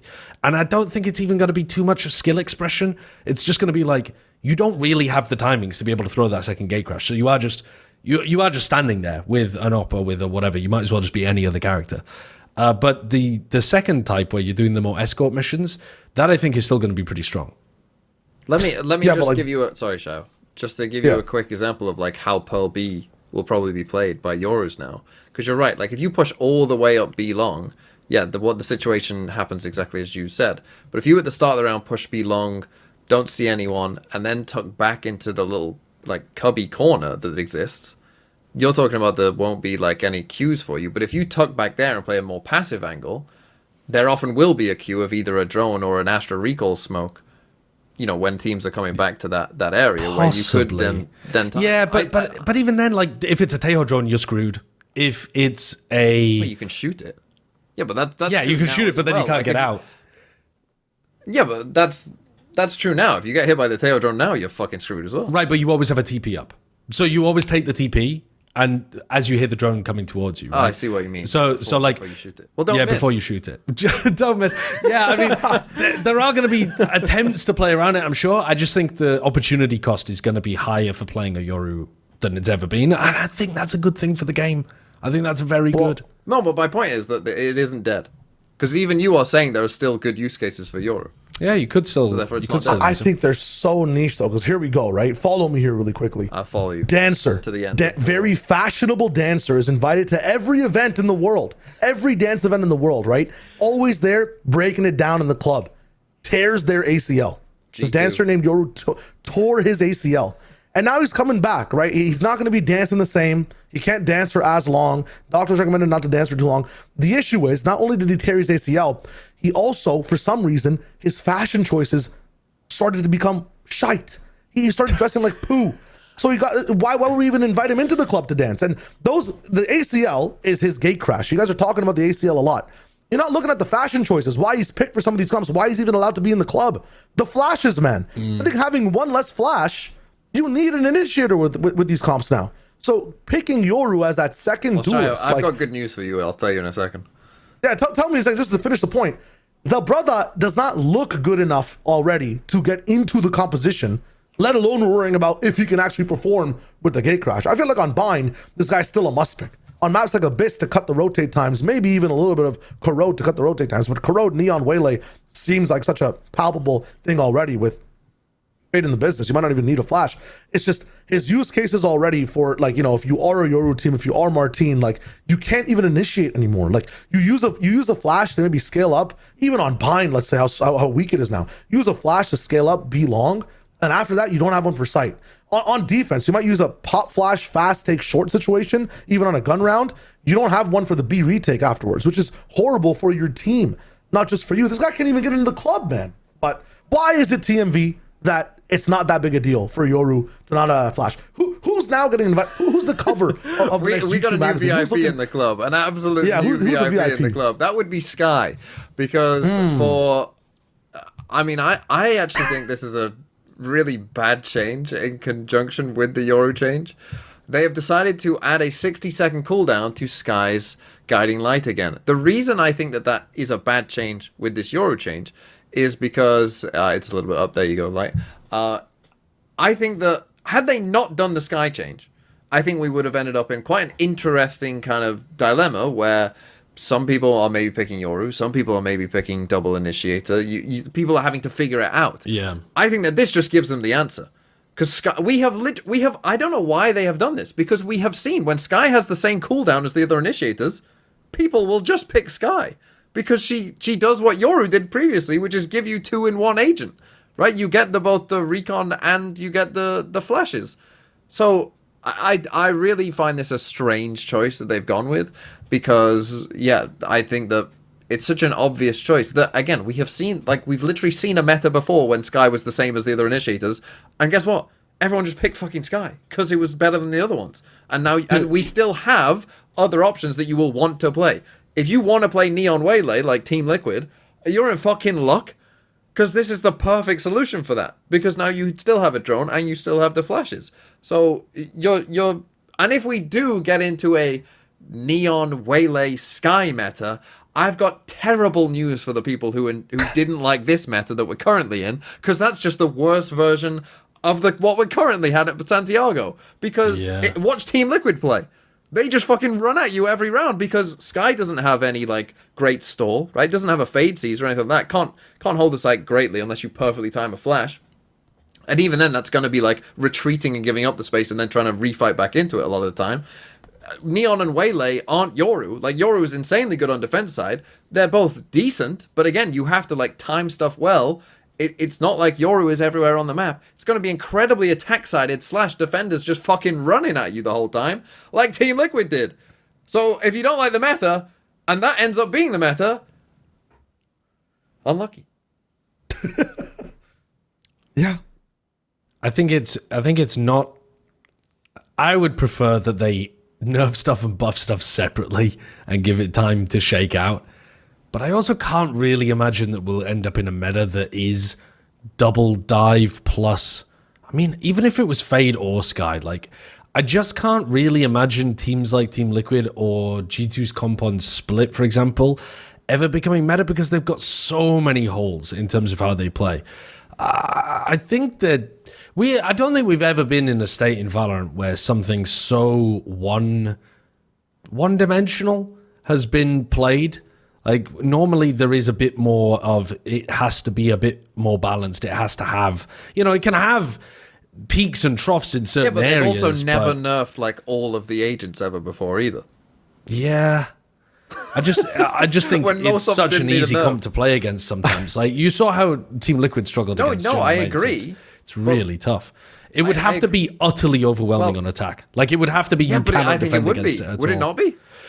I think Skye's a little difficult to use with Neon Waylay, because your timing of things gets really messed up by the super fast dive duelists. I think that's one of the big things of using Fade. I think that's why people like as well comboing Neon with the Fade a lot. You can't fuck up your own entry. You literally can't. You are throwing Haunts and Prowlers, and they are going just in front of them, just behind them, whatever the fuck. Doesn't matter. Skye, you are team sabotaging so frequently with. But then if I'm Team Liquid, Sideshow, what I'd say to that is, okay, I'm picking Skye and I'm picking Fade and I'm just going solo controller, and I'm going all in. I mean, Team Liquid are already going all in, so I don't know why. Honestly, that seems like, why not? Why not just go full all in at that point? I mean, why not? But I think that's again, a niche answer to the meta rather than what is your vision? You think that the Yoru is a lot worse? You don't think maybe everyone will pick Skye? I think we're headed towards... No, I do think Skye is going to be pretty popular. Okay. But I don't think it's going to be in a death ball. I think it's going to be in double initiator. I think your fears of Skye being used a lot are probably really valid. I just think that the use case looks a lot more like what NRG are currently doing, where they have... Like, for example, if somebody wants to try to play Yoru into you, and they're using 15-second gate crashes... Well, buddy, I got 2 drones that are going to be, sniffing your ass and pushing you all the way back to your spawn. So I think double drone comps have always been exceptionally powerful in this game, and I don't see any reason why they wouldn't be now. And I think the less busted stuff like, well, they're not looking to make any changes to Neon, but the less busted that stuff like Neon and Yoru and Waylay are, the more likely you are to want to pick Sentinels as well. And again, the slower the game then becomes, and the more likely you want to go towards double drones again. So... it's a cycle. Yeah, I think which by the way is like best case scenario for all of these teams that have been hoping that, like the teams that have just never been learning Yoru, EDG, MIBR. I mean, even PaperX, who was PaperX are like on the other side of this, where they've been getting such spectacular value, generally speaking, from something being able to play from not having, let's put it like this, not having to play solo duelist and try to figure out like what their identity looks like in the solo duelist meta. There's a large shock potentially looking to hit the Valorant ecosystem here. Yeah. Well, the other thing afterwards too is, and it's a little bit more like I guess less impactful, it's a bit more niche, it's more focused on ranked, is the Clove nerf and the Sage change, I guess. Clove being nerfed with Mix being out, I feel like some people are calling for like an agenda to get Mix picked a bit more over Clove on the I got failed, what smoker do I play? But I think that... I like that, Shyo. Yeah. Because Clove's non-binary. Yeah, that I get that. That's what I was subconsciously going for. Thank you so much. I think, first of all, Clove is just illegal. This like, what's it called? This approach of having this ability be used after that. I think I think it might have been Platchat talking about it as a rule breaker thing. Like Neon breaks the rules to be able to just, take her turn twice was the whole thing that you guys were talking about the other day. But I feel like Clove also breaks rules where if someone dies, unless they set up like a Killjoy ultimate or something's actually active on the map, you can't interact with the game anymore. I would love to see this removed and something else added in, or in my opinion, this is the best case scenario of it, a 6-second smoke. So you can't even stick the spike the entire way. You know what I mean? Like it has to come in a little bit after the fact. It's a good change. Now I feel like this is a skillful change. Like it's an actual skilled change for Clove players. Yeah. I mean, you're still going to use it. It doesn't actually change how you're going to play Clove too much. You should still be, when dead, smoking for your teammates and smoking the spike so that they can get half or put some pressure on. It just means that you won't win rounds as often because of it. So yeah, I mess with it. And then after the fact too, I just want to bring up the Sage change because I come from League where lore changes did some crazy things to that game. But right now, Sage just got like a visual change to like her face, right? That's all it was. In League of Legends, there was an event where like Gangplank was a character. Died, yeah, fought misfortune in the lore, died, like got thrown off the boat, and we're like, oh, haha. I locked in. I'm like, wow, Gangplank, what an interesting story. Let me go play this character. They disabled him for 3 days.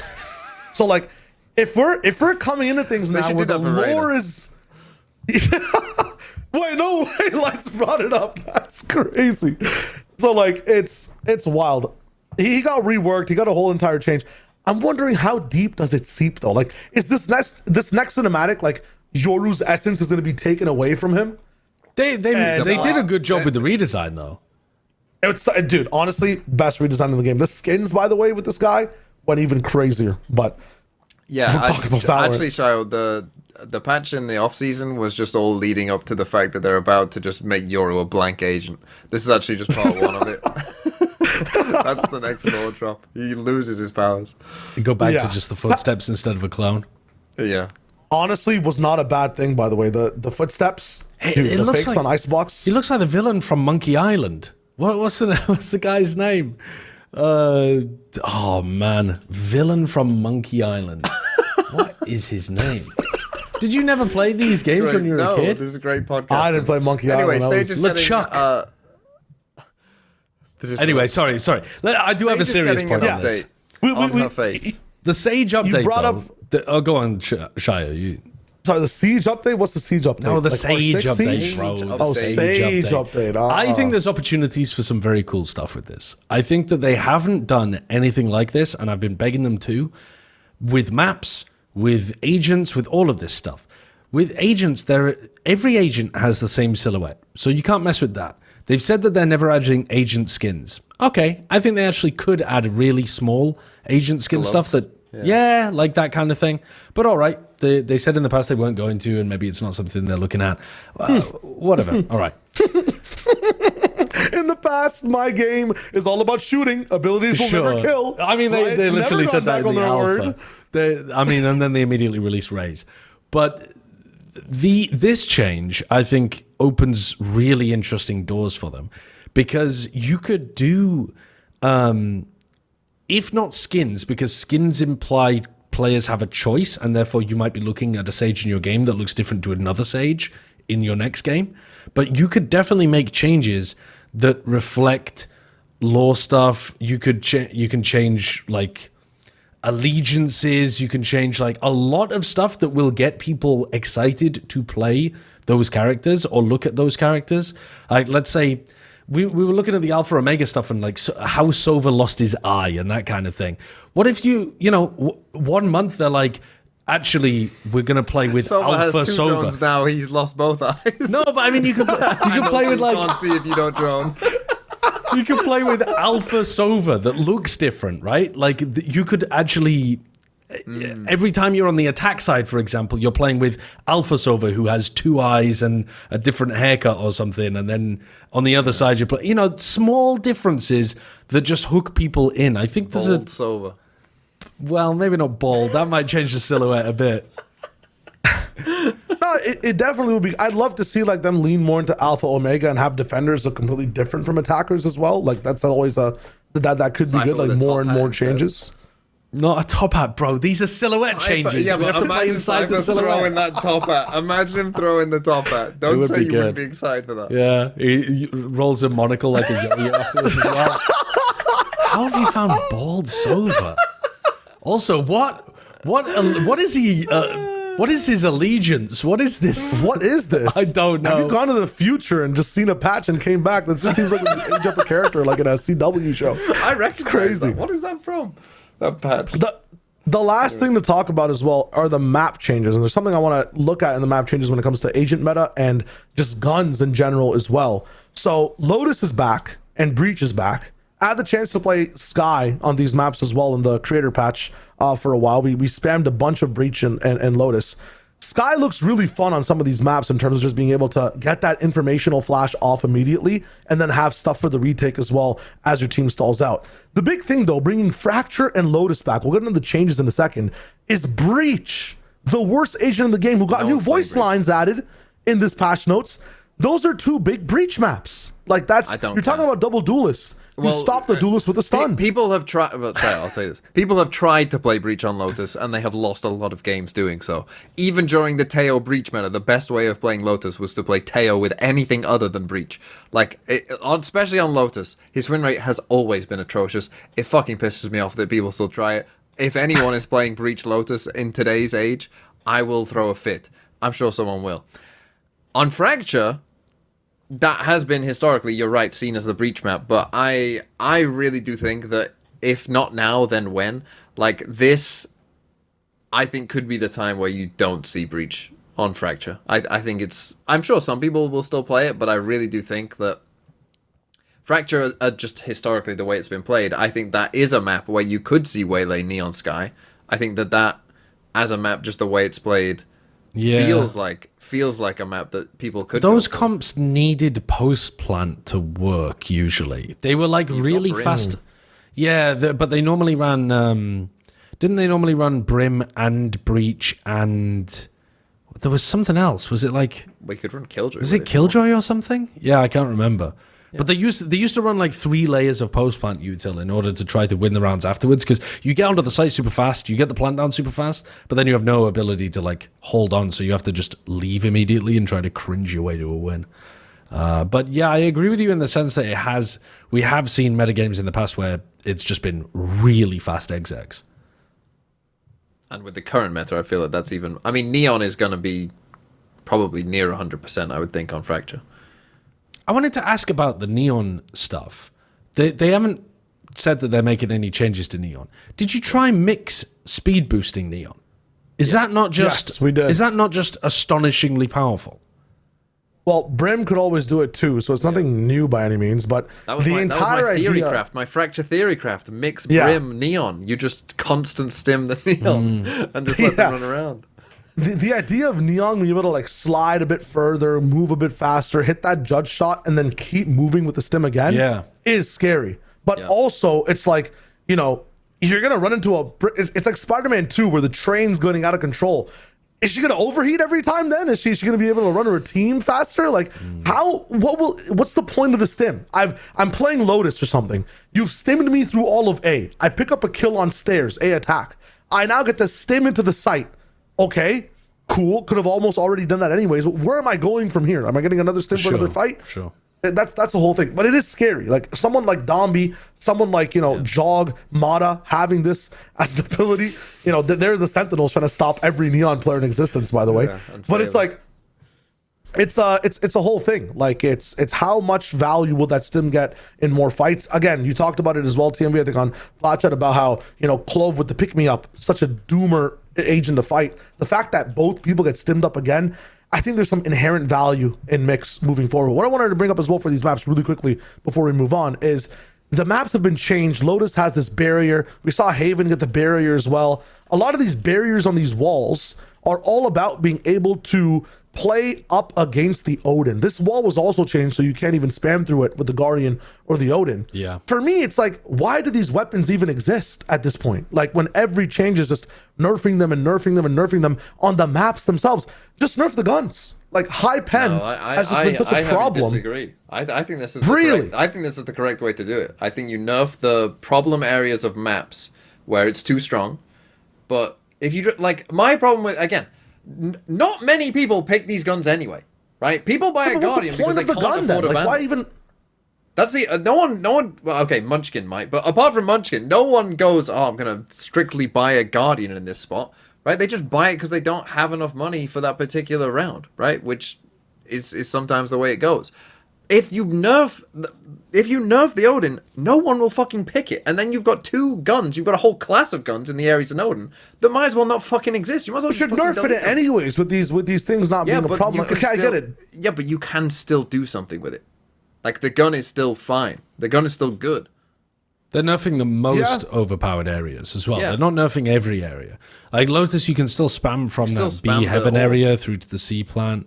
The orb one is weird. So I'm looking at this. Like, can we scroll down a little bit? Sorry, to just the one where you can see the ult orb. So one more down from here. Yeah, this one. So this change I'm a bit confused about because one of the big areas that this was used was people would hold inside tree and they would spam through the door and the post towards main, but they would also spam on a B split. You could spam into the baby door too. Yes. So you could kill people in the back as they were B splitting. It looks like you could still find an angle to baby door through that. Yeah. No, baby door is not even find an angle. That is still completely possible. You can punish orb takes as well.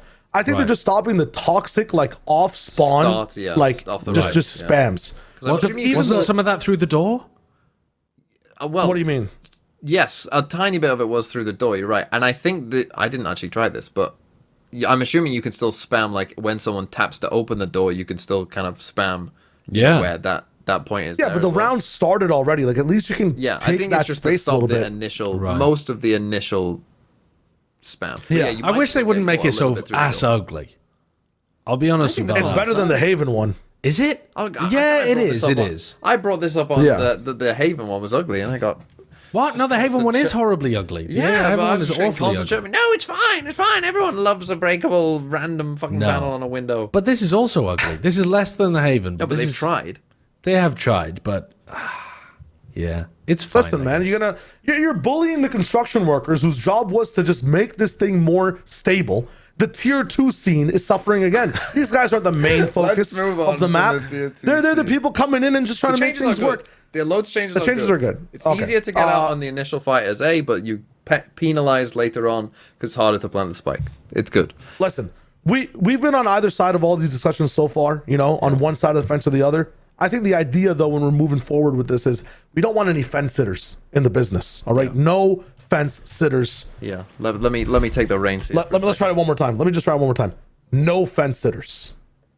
No fence sitters. There we go. It's the enunciation of it.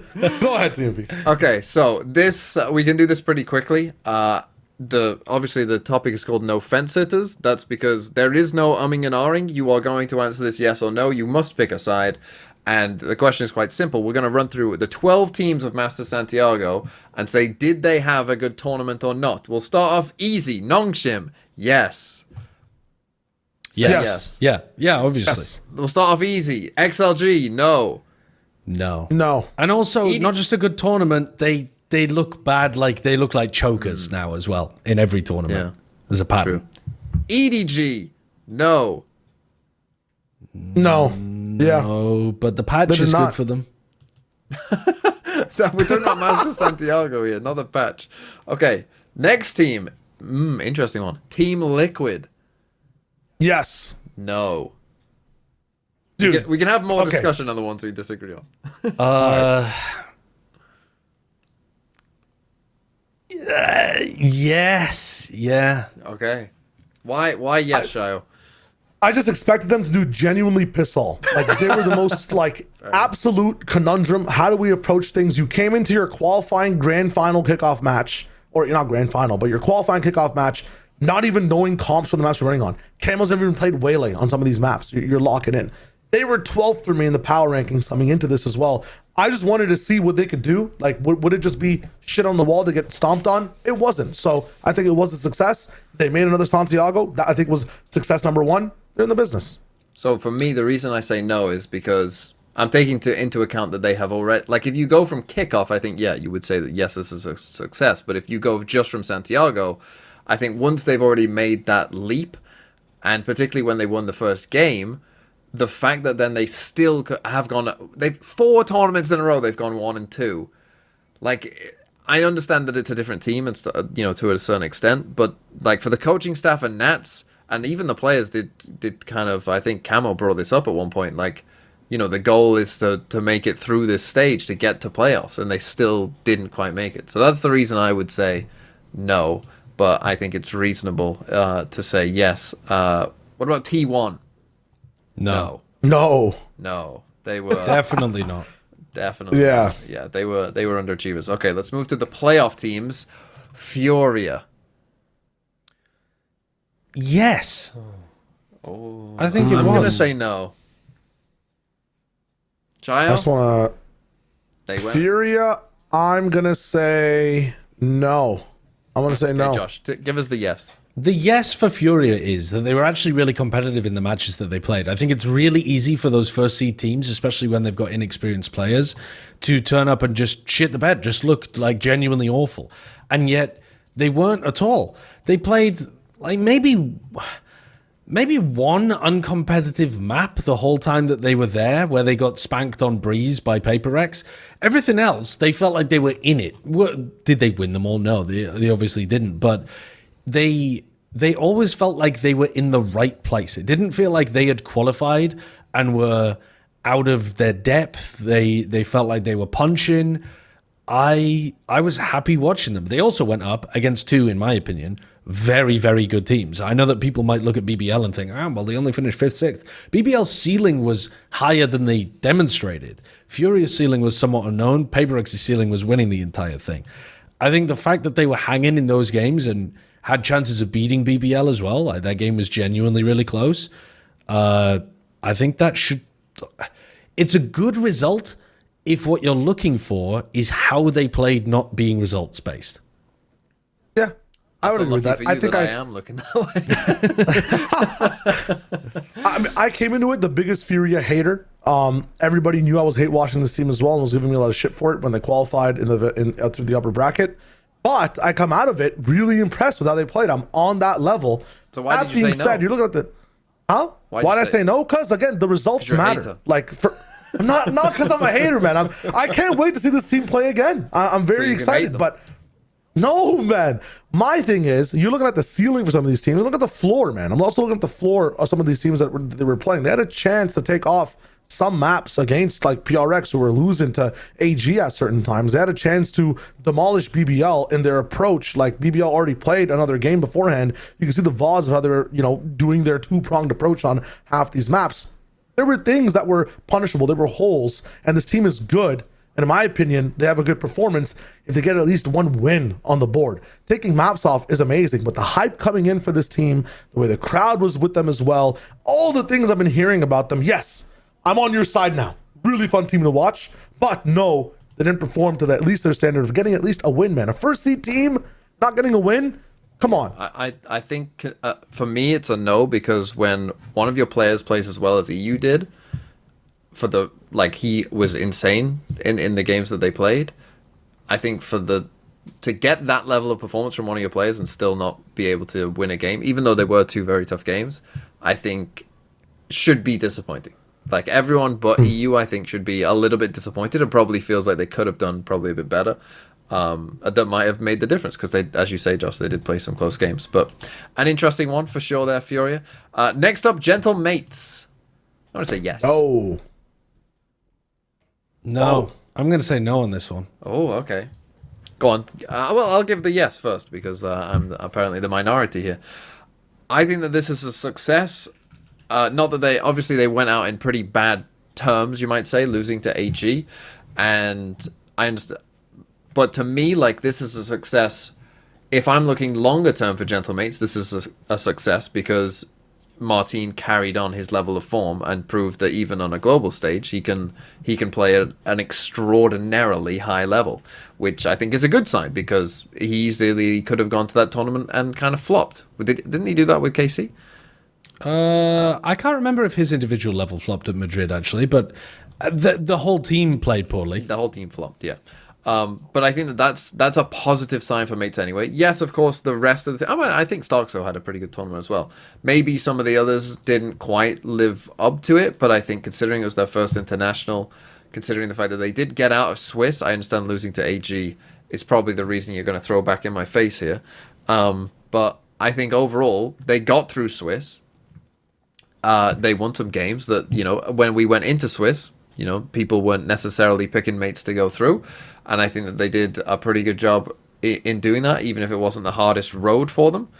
And I think that they can look with some positivity here, because their main win con still showed up. And yeah, the rest of the team, again, kind of similar to Furia, maybe needs a bit of work. But to me, it's different to Furia. Like, when I'm watching Furia, Alan played kind of wobbly the first game, but then he picked it back up in the second. And he was one of those players. And Nerv almost did the opposite, where I thought he played really well in the first game. Had his moments, actually, in the second, but ended up lower on the scoreboard. So I'm not worried about any individual player on Furia, because they kind of oscillated a little bit, and they showed that they could turn up in some of the matches. When I'm looking at Mates, it's not even necessarily that they lost to AG. Losing to AG, they got slapped by Kira a little bit. They made some macro problems on their bind. All right, I could forgive that. But I think the interpretation of how they won is actually a negative for them. Like, they needed Martin to be dropping outrageous 1.41 rating. I've got it up with a 0.95 KPR. These are astonishingly high stats, in order to get to where they were, which was just making it to playoffs and then losing the only loss to a China team.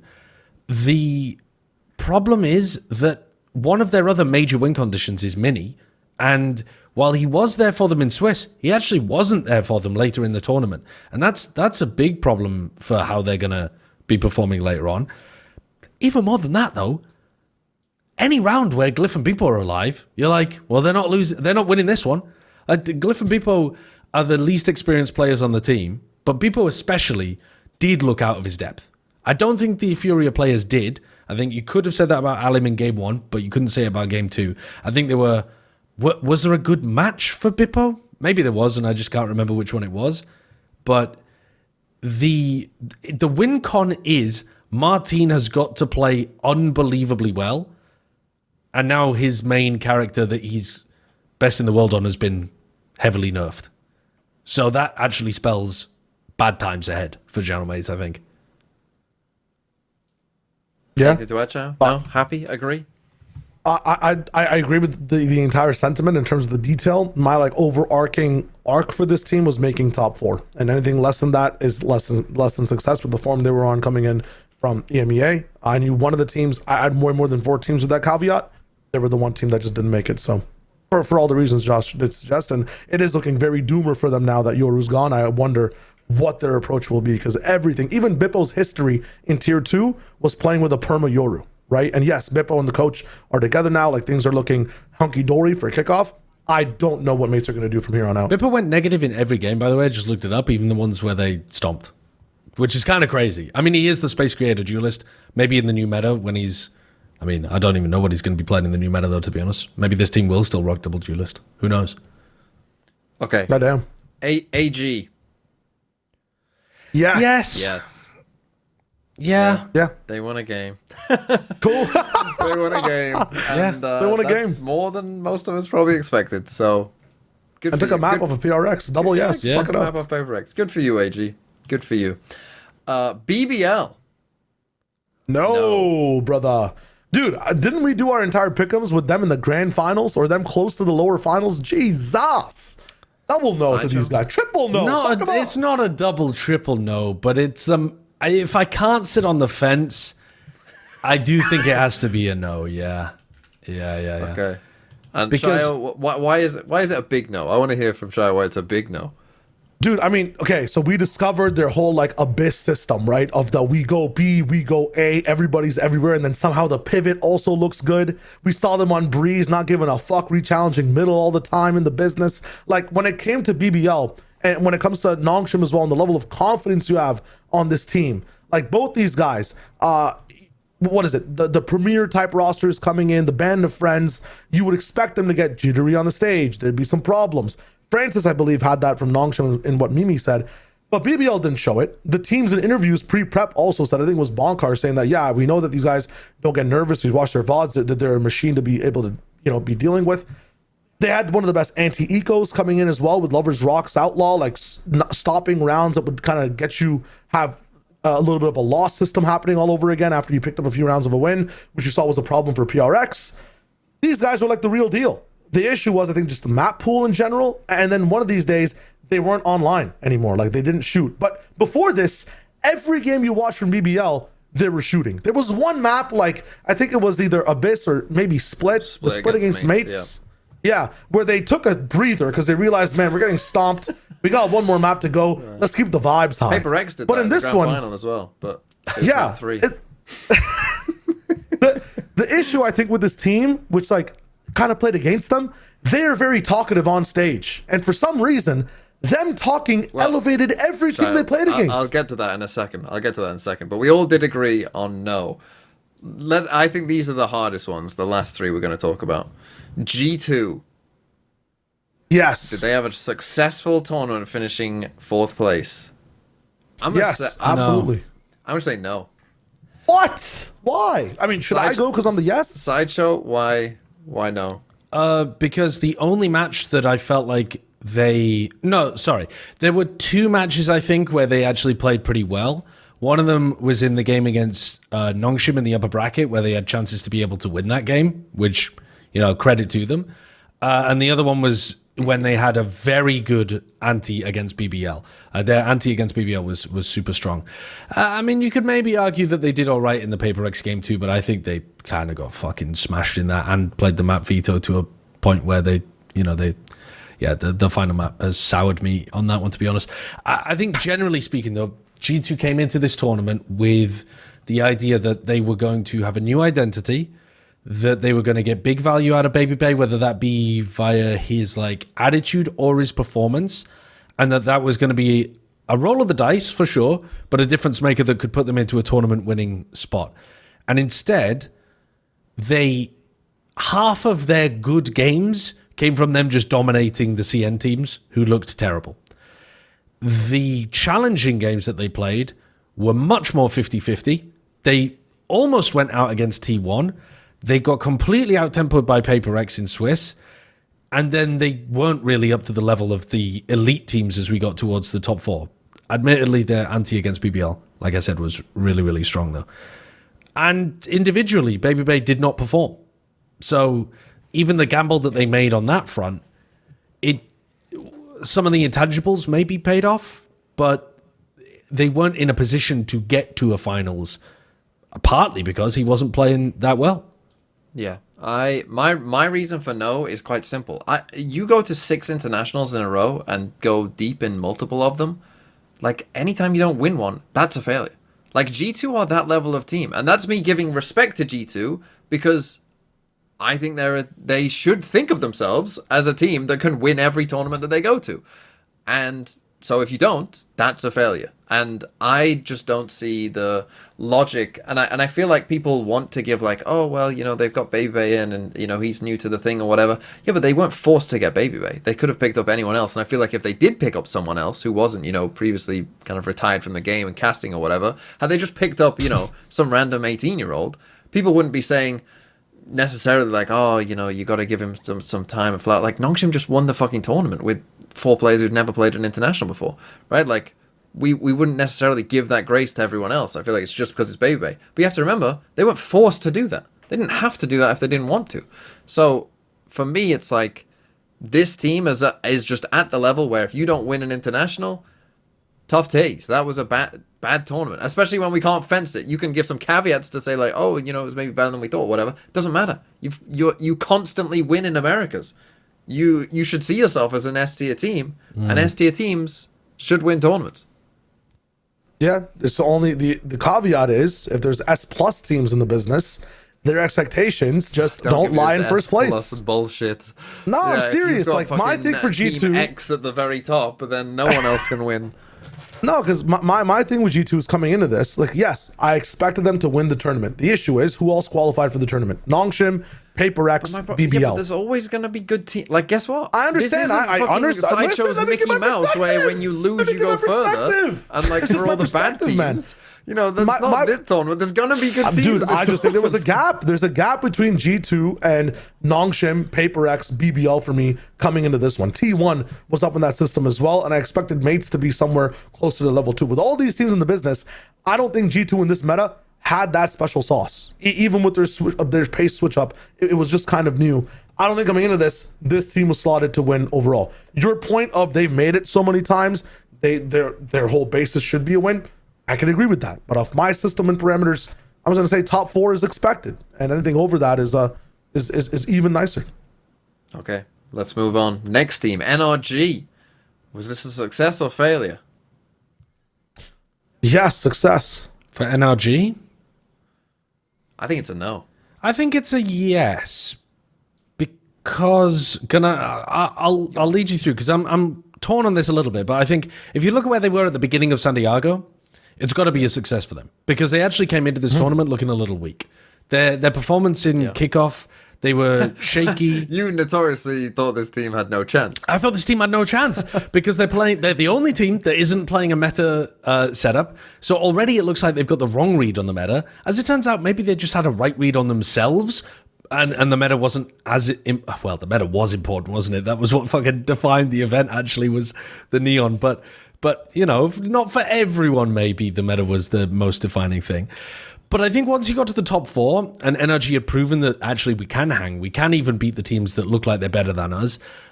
We are a very good team at being able to dismantle others and anti-strat them.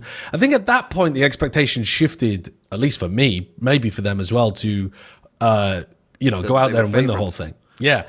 So famously, as soon as you had the wrong read this bandwagon, they lost. Yep. They had previously only won, and then as soon as you decided that now they're favorites, they shut the bed. But I'm going to say I was a fraud for that take, and actually it was a success overall, because making a top, what were they, top 3? Top 3. Making a top 3 run as a team that came in looking pretty wobbly, and we were power ranking them, like, even if you weren't as negative as me, power ranking them in 8th, I don't think you would have had them top 5, really. Maybe you would have had them 5th at the highest or something. but they outperformed expectations, in my opinion. So it's interesting because I agree with what you say, and I was actually going to start off my no with, well, if you consider the fact that they got to the upper final, finishing third is below par. Yes, it is. And that's what I was going to start off with, and I suppose that is kind of what this exercise is about, right? You're going from back to like the start of Santiago. Yeah, it probably is more of a success, but if you view it from the fact that they did get super deep and far and kind of prove that they could beat, you know, some of these teams and beat Paper X, for instance, I think that then, you know, that does not even maybe the loss to Nongshim, but then also the lower final I think was maybe a little bit disappointing. They took a bit of a gamble, perhaps, let's say, to ban a map that they had previously beat Paper X on, which obviously didn't end up playing out, and we don't know. Why maybe, the fuck did nobody want to play Paper X on Bind when it looked like one of their weakest maps? So this is the thing, right? I think NRG got in their head a little bit about this because Paper X against G2 did not ban Bind. And so we're willing to play it. And therefore, I think NRG interpreted that as, oh, they must have cooked something up that's, you know, not what they were playing before on Bind. And we aren't very good at Bind, even though we beat them. So let's not do it. But G2 got rid of Bind the first time as well when they played against Paper X. And Josh got interviewed about it. And he said, well, it's better the devil you know, isn't it? Well, no, if they have not wanted to play the map the entire fucking time because they're bad at it, it's actually better the devil that you don't know, but they're shit at. There's a little shitty, tiny devil in the corner over there. You don't know his name, but he's a little shitty devil. And instead, you've tried to mess with Beelzebub, you fucking idiot. Yeah, true. But I think that, like, considering they had beaten Paper X before, like, even if you take the Nongshim thing out of it, like, you know, I feel like if they played their absolute best on that day, you know, that they, like, best NRG, even if they're not playing the meta, can compete with best Paper X, right? I feel like that's fair to say, and so I feel like that lower final, they might be a bit of a disappointment. But again, this is no fence sitting. NRG would be one of those teams that we would probably all be like, oh yes, I'm good, I'm bad, blah, blah, blah. But that's the point, no fence sitting. Last team, Paper X, Shyo. Yes. Yes.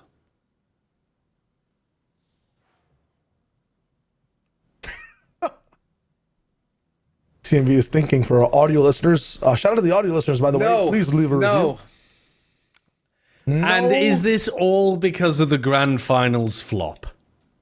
That has to be a major part of it. But I would also argue that the same point, the reason I'm saying no for G2 is the same for Paper X. Any tournament that Paper X go to and don't win, I think that they should be somewhat I like that. seen as a disappointment. Because they're Paper X, and they always go deep, and they always do well. And if, you know, they can't get over the line, especially when, I mean, you would say that this was a very good chance for them to do it, right? And I think most people expected them to do it. And then you know, absolutely shit the bed. For kind of strange reasons as well, right? Like, it is quite strange that map it was one very was strange. so...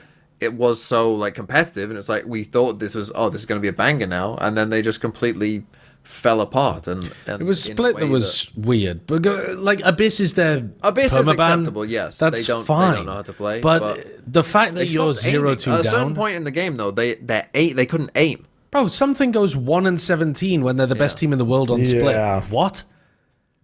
What happened? Exactly. No. But give me the yes. Give me the yes. I mean, the yes is everything apart from the finals, surely. I'm gonna flop but don't over you the think no that they should? side. No, Like, Shyo, he's flopped. No, but if they don't win, is this- that not like a bit of a failure? No, it's not. Okay, fucking this is... It's not just results, Andy. It's Trophy Terry coming out here for TMV. Because greatness is about also being able to make it deep. We have so few events in Valorant that I can excuse this kind of stuff to a large degree. But if you imagine being in a circuit that's more like Counter-Strike, where you have 17 tournaments a year or something like that, greatness is not defined by literally, I must win a trophy every time I enter.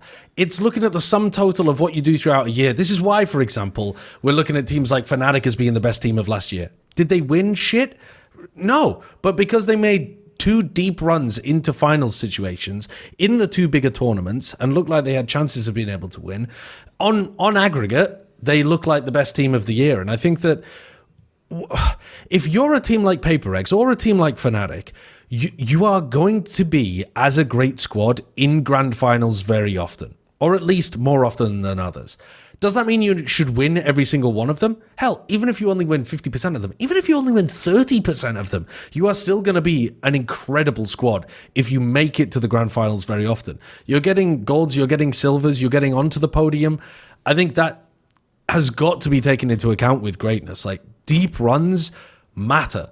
Because, for starters, because you're putting yourself in position to win trophies, but also because it demonstrates that you're not just a flash in the pan. Like, there is a very clear difference between T1 and who else? Like, Heretics, for example, let's even say. Like, Heretics had a longer period of being a top team than T1 have, despite the fact that one has a trophy and one doesn't. There's more to it. And Paper X is second place here. It was a gigantic flop in the finals, but it's another piece of evidence to them being an all-time great team. 100% agree, apart from winning matters. I think that people sometimes go too far the other way of saying, like, oh, you know, it's fine. Like, you play to fucking win. The whole reason you're there is to fucking win. And they did win a lot. They just didn't win at the very end. They didn't win the most important one, and they didn't turn up in the most important one. They didn't turn up, and that's a big, it's the worst they've ever well, it's the worst any second place team has ever played, but it was certainly for Paper X the worst that they've ever played in a match that I can remember. They were just out of it.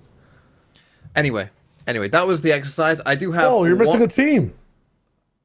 We already did Nongshim at the start. It's an obvious. The team that lost one fucking map during the entire tournament. Actually, I think they didn't have that great of a tournament. The fact that they dropped that map to G2 is a fucking disgrace, and they should feel bad about themselves. Fucking idiots. How dare they lose that map? Fuck me. Right. One question I do have for you about Nongshim, though, is at the end of 2026, will Nongshim be viewed as an S tier team / S plus for you, Shyo, apparently, or team fucking X, Y, and Z?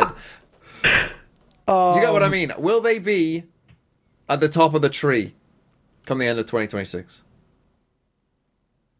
Yeah, man.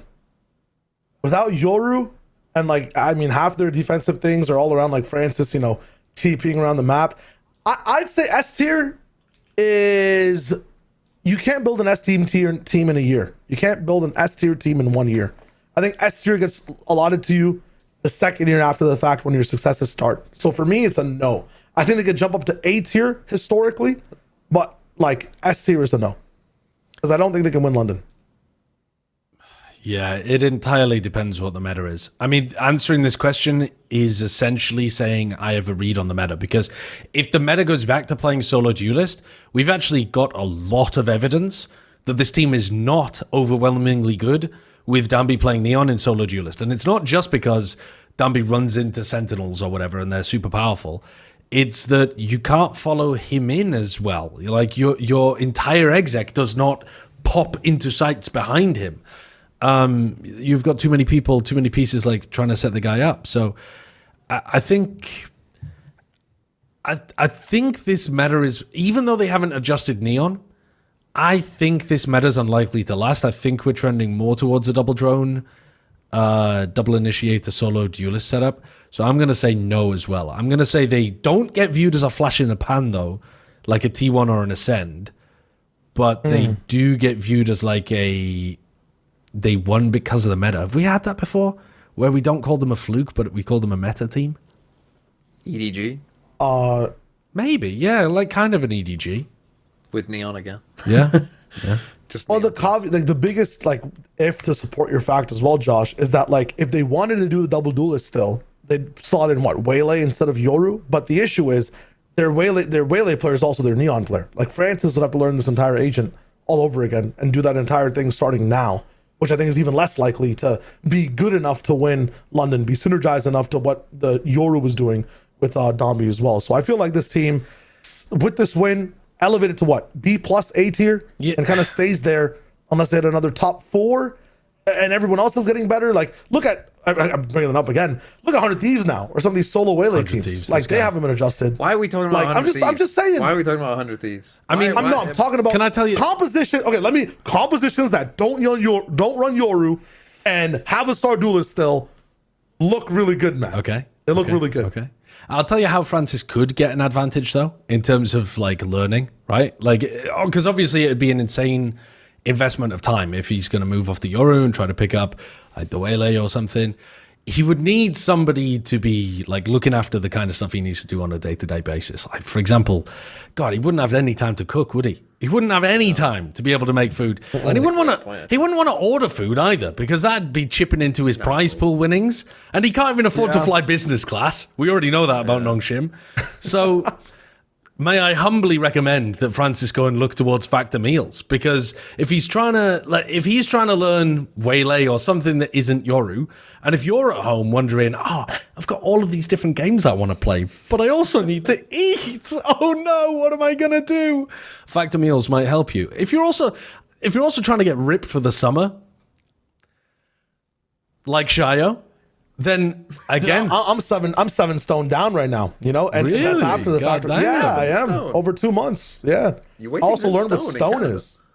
No, Yeah, I realized I could say that. That's kind of crazy. Yeah, well, you might be looking at the Muscle Pro collection then to support strength and recovery. Perfect if you're getting back into a workout routine.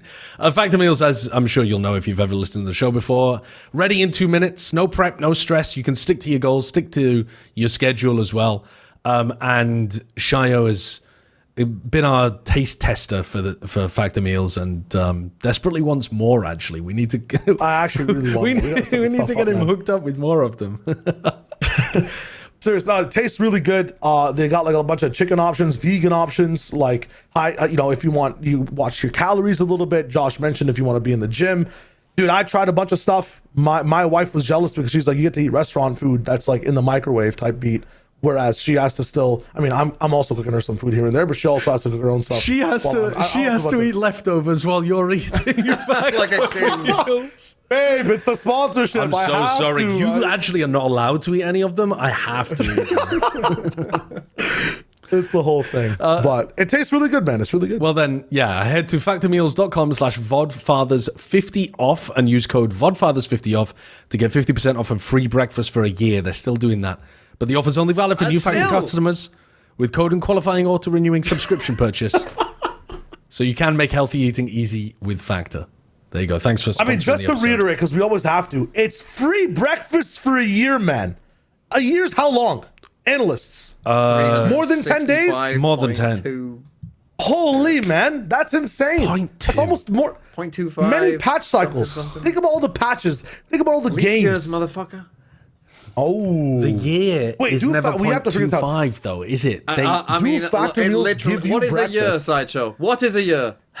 The year is a social construction meant to mirror the time that we go around the sun. Yes, it is. It's how long it goes around the sun. No, it's not. The year is the social construction that aims to mirror the time that we're going around the sun. We don't say, oh, yes, we need to wait a quarter of a day this year. Literally defined. The way we keep track of it, sure. But a year is just how long it takes you to go fully around the sun. Vodfathers 50 off. You guys mentioned the sun. I want to talk about it a bit more. My son and keeping him in the family or not. What are you doing to your son? Listen, wait for it. Wait, hold on. Keep it in the family or not. There we go. Or don't. Jesus. That's good. Yeah. My family. My son gets to stay in the family for now. Here he is, by the way. That's my son. Le boo-boo. He's just hanging out. Yeah, le boo-boo. Listen, you know what, Light? I was saving it for later. Do it now. Hit the button, Light. Hit the button. There's been a collaboration while this episode has been live, and we can talk about it now. What does it mean? Like, come on, you can't leave me hanging. Joining us live, it's... Boom! What? Sentinels X Global Esports. They tweeted on their Twitter before that, oh my God, if you're from India, get ready. This next post will be crazy. I'm like, wow, Jerwin's getting signed. Bada boom. Sen XGE. Guys, what does this mean? What does this mean? What does this mean? Is this not just a bait tweet? Like, is that... because clearly when they tweeted previously, the next tweet is going to go crazy for our Indian fans. And obviously they're baiting, like, Jerwin's getting signed. But... is this not just them trolling, or does this mean something? I don't know. Nah, GE have also like locked in and what's it called? They want skin retweeted sales, this. This might be like a merch collab. Like, I don't know. You know, no other org has ever collabed based on their signings nationality before, so I don't know what the hell this means. But just imagine every time you signed a player from a specific region, you had to collaborate with that region's organization. But also, I don't know much about Joen. Is he an import? No. No, he's bloody Canadian, right? He's Canadian Indian. I don't know. Isn't that a bit odd? I mean, it slightly is, but it might just be like a poorly timed thing. It's the whole thing. But I wanted to transition through this because keeping it in the family or not, we got to talk about Sentinels and some of the drama that's been happening over some of the signings. Good thing that episode actually, like, you did us a favor by deleting that episode last week because we talked about Tenz, didn't we? Yeah. We were like, oh, what if Tenz comes back? Wouldn't it be cool? It's done. Well, no ifs, ands, or buts. They're not signing Tenz. And as you saw with the GE collaboration, it's pretty obvious that Jerwin is coming. So you got Jerwin in the roster, you got Jonah P, and they minus Narrate and minus Caillou. What do you guys think of this move? And then I'll also ask you about what you think about the Rob Moore tweet. Hey, you know what? Let's start with this. What do you think about Rob Moore's tweet of him saying, guys, listen, the entire roster, even the trialees said, we'd rather go for Tenz, but we're sticking with Jerwin. What are your thoughts on that? Insane thing to say. That's insane. I think it's fine personally. I honestly don't think that there's any world in which Joen is gonna take that serious or like to heart. It's not like bro, if it was Narrate, everybody wanted to keep Narrate, but we sent him off anyway, and I guess we've got Joen. Yeah, that's fucked up. But if it Tenz, it's like, yeah, sure, bro. If you kick me off this show for Tenz to come in, I'd be like, yeah, sure. It's fine for Rob Moore to say he would rather sign Tenz. Who's Tenz? If Rob Moore says, I would rather sign Tenz, that makes sense. The players shouldn't give a shit. The players should think who's going to win. Well, yeah, but no. But I think the players think we've got a better chance of winning with Tenz with Joen. But I think as a player, you would be like, that's not fine. I think it is, bro. The thing is, like, why should the players give a fuck who Tenz is? They should just care about winning. No, of course they should care about winning. But even if your team thinks we've got a better chance of winning with this guy who's already won multiple titles before, etc., like, you should just be fired up about that and be like, yeah, bro, well, I'm going to come in and show you that I'm the real deal. You don't sit there and go, oh no, they thought the Masters winner would be better than me, an unproven rookie. That's so mean to me. What? It's just, yeah, dude, go in and fucking prove them wrong. Whatever. Who gives a fuck? I don't get it. I see where you're both coming from. Teammates wrong. I see where you're both coming from because Josh is making sense, but TMV, yeah. It would be fucked up for me to be. If we were on a team. But also, why do you have to tweet that out? This is the thing. They have to. They have to tweet it out. No, you because don't. No. It is actually. Tenz didn't want to sign because of this fucking contract thing, and he wants to promote other games. That's all you got to say. Yes, as long as you said something that didn't make it sound like you were signing Jerwin over Tenz, because otherwise Jerwin then gets all the hate. Yeah. You have to make it really clear, I think, to protect Jerwin that Tenz did not want to join for one reason or another. And just lie. Just say he didn't. Just lie. Just say he didn't show up. Just lie. But then Sen wouldn't be Sen, and Rob Moore wouldn't be Rob Moore, and that's half the reason I feel like this org is even relevant right now. But to get out, just 1 second though, to get out of the drama and back to like the actual detail of it. If Tenz was actually playing Duelist, which is going to be Jowen's role, isn't it? Because, again, I'm not like super up with Jowen, but I think he's a Duelist player, right? Yes, he is. All right, so if they're running Jowen on Duelist, and Narrate is going to be either like secondary Duelist or Senti or Chamber or like whatever. Redux. Sorry, what did I say? Narrate. Oh, yeah. Redux.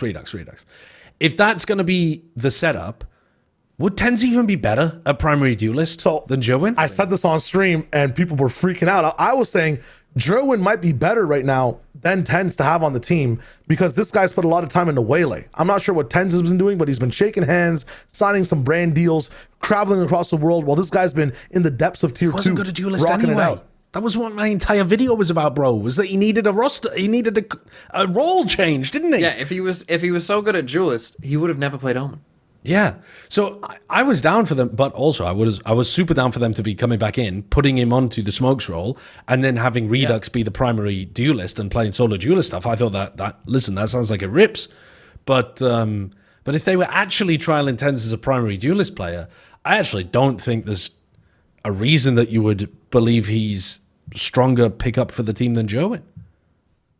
Jerwin has a deep bag in terms of, like, again, the agent composition and what he plays, and then he's just very relevant right now and having like immediate practice of this meta inside the, it might be tier 2, but just how the game is being run right now. Of course, Tenz, amazing accolades, like an amazing player, but there's a lot of catch up on that side coming back in to tier 1. And then again, the argument of, is he even a good duelist? We're not playing Jet anymore. Like, he's going to be asked to be playing main Waylay, main dive, and that might not be what Tenz is the best at. I would still say, again, there's arguments for having Tenz even learn that is better for the org, better for the NA better viewership. For the org and viewership, yeah, absolutely. Yeah, but again, in terms of trying to win, there's a whole situation over there. But the next thing to talk about is within that ecosystem, Jonah P also being part of the business. What do you think about that pickup over Caillou? Now we have what is it? John IGLing, Jonah's Skye revenge meta. arc against G2 in Americas. Sorry? Skye meta coming back. I think Jonah P. Yeah. This is just good. Good. I mean, Okay. I think Jonah, it's going to be interesting. It's going to be very interesting to see like how he fits into a different team, because obviously they'd been together for so long on his old team that it'll be interesting to see how well he But I think he'll be fine. I think he's just a good signing. He'll be fine. Yeah. Okay. Good for Last follow up, or Josh, if you have a thought on it too. Well, it's not so much on Jonah. I agree with all of that stuff, but I'm just thinking about this roster overall. And if we do move out of a double duelist situation, I'm just more like, why is this team not building around Redux? Why are they building around a new guy again? Like, part of the problem with the Narrate stuff was that they were building around him and not Redux to begin with. Like, Narrate should have always been on the I get the leftover role. But Redux should always be your main guy.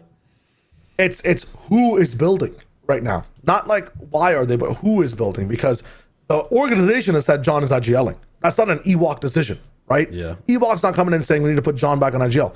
Is the org also thinking because of the meta they need a second duelist now? Is that the wave? Or is Ewok the one picking that up? Is Ewok getting the decisions of, here are the roles you need to fill, pick the best person for the role? They see this patch coming in, Jerwin signed, what does Redux do now? You know what I mean? Because I agree with you. I think they should be building around Redux. There's no reason to put someone like Jerwin in. Jerwin's not exactly a flex player. He's more of a hardcore duelist player. I think picking up someone like Shondex might be a better thing from tier 2, a guy who plays both Viper and the Waylay, right? Can rock in either or. Sure. There's many flex players in that in that sense. That's a crazy age of ball. But it's so wild. But like picking up a hard duelist when you have the hardest of duelists. Follow-up question.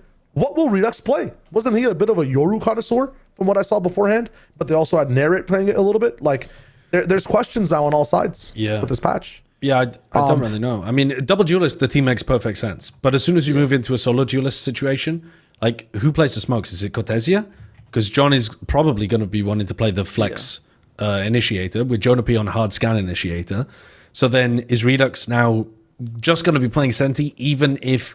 Like, if you go into a solo duelist meta... No, there's no... Because he was playing the, like, contact Sentis, right? He was playing Chamber when they were playing Chamber, and they looked really good in those maps. But if there is a... If someone needs to pick up hard Senti, who? It's not Jonah anymore. John. It's going to have to be John. It's John or Court. He's going to call from Senti? Yeah. So he's going to swap up his entire stuff? I mean, maybe, but... What do you mean? He didn't want to John and Cortez. He didn't want to call from Senti, though. That was a big thing that he said was we've seen unpleasant that for with FNS as well. They tried him on Skye. It didn't fucking work. Because you could also run Cortesia on Senti and put John on Smokes. Yeah, you could. Yeah. Yeah, I think fine. John Either Smokes way, should fine. just stay.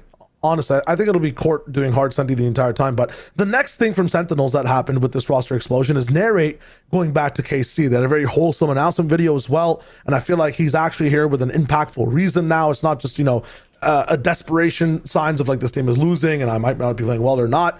Narrate's done some amazing things on Sentinels these last year and a half, last 2 years, where he's learned the whole duelist role. He's popped off on the initiator as well. They brought him a little bit back on the duelist. It didn't work. For Shados getting signed out, Nary getting signed in. What do you guys make of the signing, A, and KC as a team as a whole? TMV, I'll start with you. I think it's a great signing for KC, and I think it's a great move for Narrate as well. I think getting out of Americas, because the whole situation had kind of got quite toxic around that, and going back to a team where he performed really well, and a lot of those people who are being toxic to him won't be watching his games now, and so he can probably just focus on what he's doing, mainly because no one's watching EMEA at all, so there's no pressure there either. But I think... yeah, I think he'll just do well. I think this is just a good signing. The question, like, wider question about, like, KC and, you know, the IGLing and how that will go, like, that I think is still very much up in the air, and I'm not saying KC will be great, but I think for Narrate, personally, he'll know he should be able to fit in because it's the same coaching staff who I think are probably the kind of leaders of the direction of that team, and it will just be whether they can make that work or not. But yeah, good signing. Yeah, I agree. I think it's a really good signing to go back to. The only question to me is, are they going to have an IGL? Like, who is going to be doing the calling for this team? Because as far as I'm aware, it's not going to be Narrate. I don't know. Maybe Sugetsu. Or Abbas. What's more important, having an IGL? Is it more important to have an IGL or sign someone that can say no to Phoenix comps? What would you guys say is more important? Because did you see that the Phoenix comps had really high win rates in kickoff? I know, like, it's disaster for KC. No, it's kind of disaster for the players. No, I mean maybe for the coaches too. Proven correct. But yeah, if your meta read ends up actually not being that shit, but it looked troll the entire time that your team was running it, either you suck at conveying the details to your team, or they suck at executing it. I mean, Abbas was self-flashing a lot. There's definitely, to be fair to Eng, like, Abbas is literally just doesn't know how far the Phoenix Flash goes. Yeah. Eng's like watching Santiago. I was telling them. But then at the same point, are you not watching the same shit go on in scrims? Like, is it not ever happening in scrims either that you're... And also, you just realized that is not for us? At Santiago, Phoenix was not important really at all. So that was only a kickoff thing. It, like, once we got to Santiago, it was all Neon, Yoru, maybe even a bit more Vice coming back in. We have the odd Phoenix game on Haven, but yeah. Ironically, Haven being one of the pain points for KC as well, and how much people got team flash. But we talked about IGL situations for KC. Will they fix up? We'll see what's up. There's another IGL situation happening in NAVI with Shao getting removed, and I think amicably as well, like, sent out a post saying, you know, thank you for all the whatevers, and like, let's see if we can find another team. We have Chloric as a rumor being picked up and put in, with an extra rumor on top of Sociable might be leaving as well, which I'll just begin. I have a little bit of a problem with.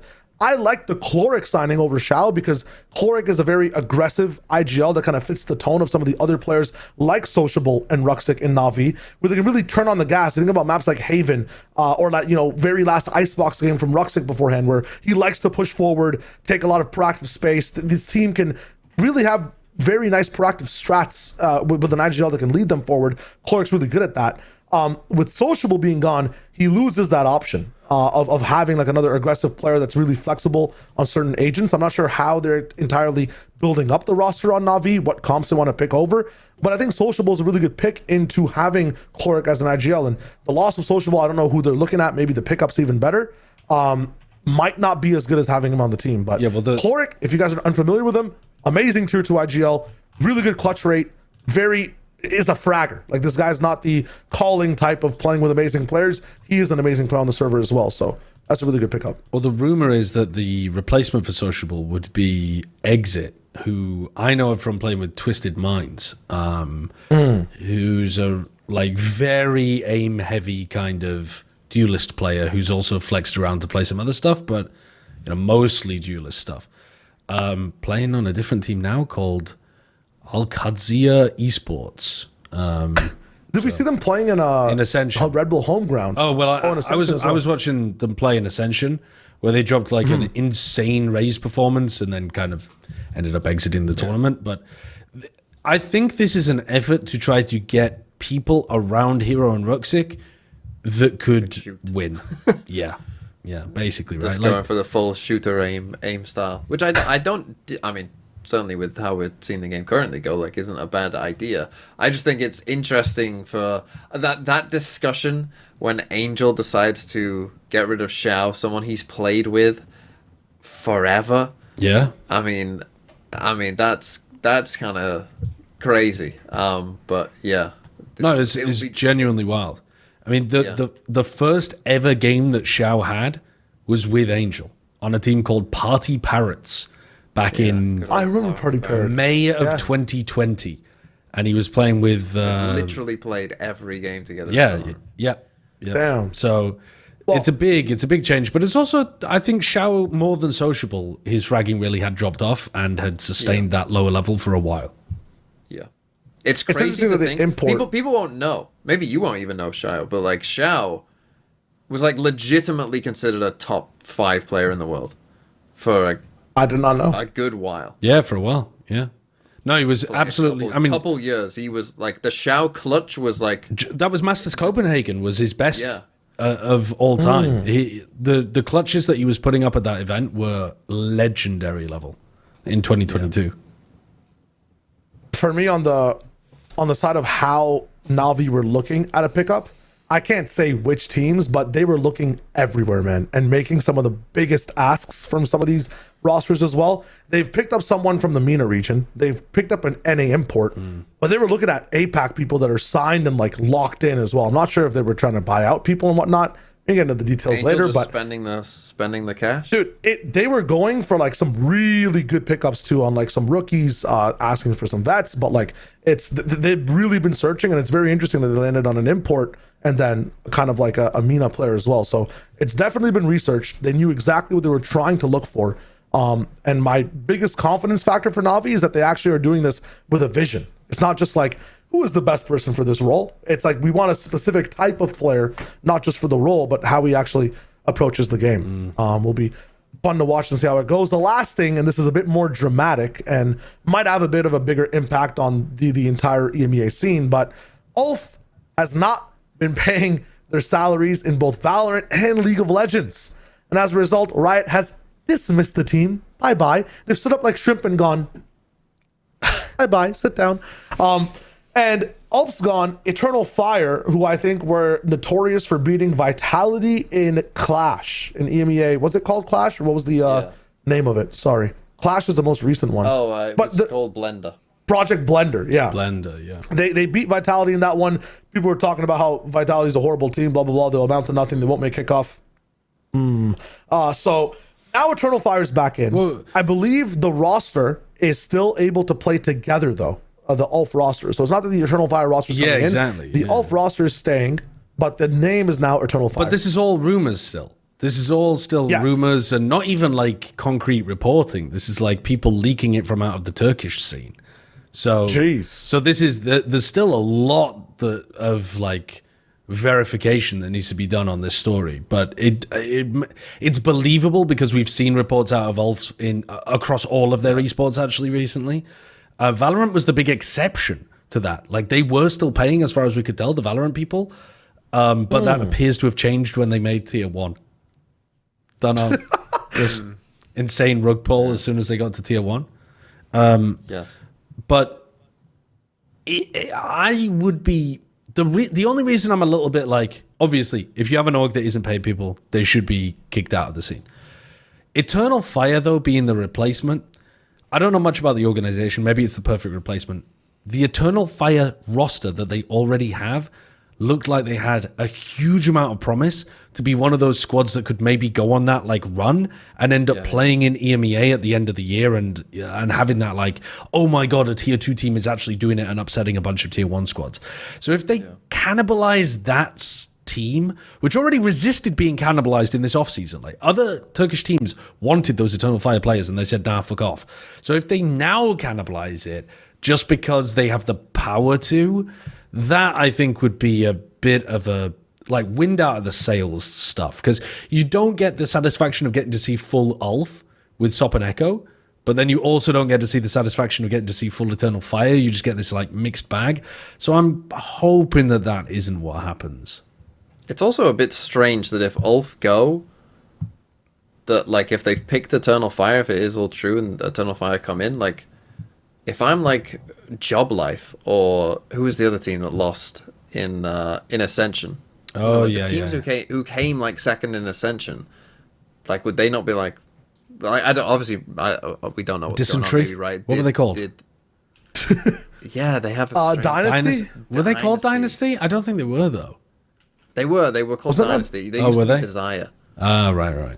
They used to be Desire, became Dynasty. But yeah, like for those teams, are they not like, well, what about us? We Yeah. actually like, What Riot say fuck Aren't me we? for? yeah, why not me? Because like we've seen obviously in Pacific, you know, that happened with Boom, right? When Bleed went out, it wasn't like, you know, they picked a team out of the hat from the same region. They picked the next team in Ascension. Well, at the same time, when Thingy got kicked out recently, though, they did go for a tie replacement team. Dude, my memory is failing me. here. Full Sense Talon / from Full Sense? Yes, there you go. So True. there is some level of But I precedent feel like on that both one is sides. a bit different because then there would have been no tie org in Pacific. And I Sure. feel like But there was Pacific is drama around very- that as well when it came to like who they could pick and blah blah blah. Yeah. But that's a whole nother topic as well. That's a show, I think.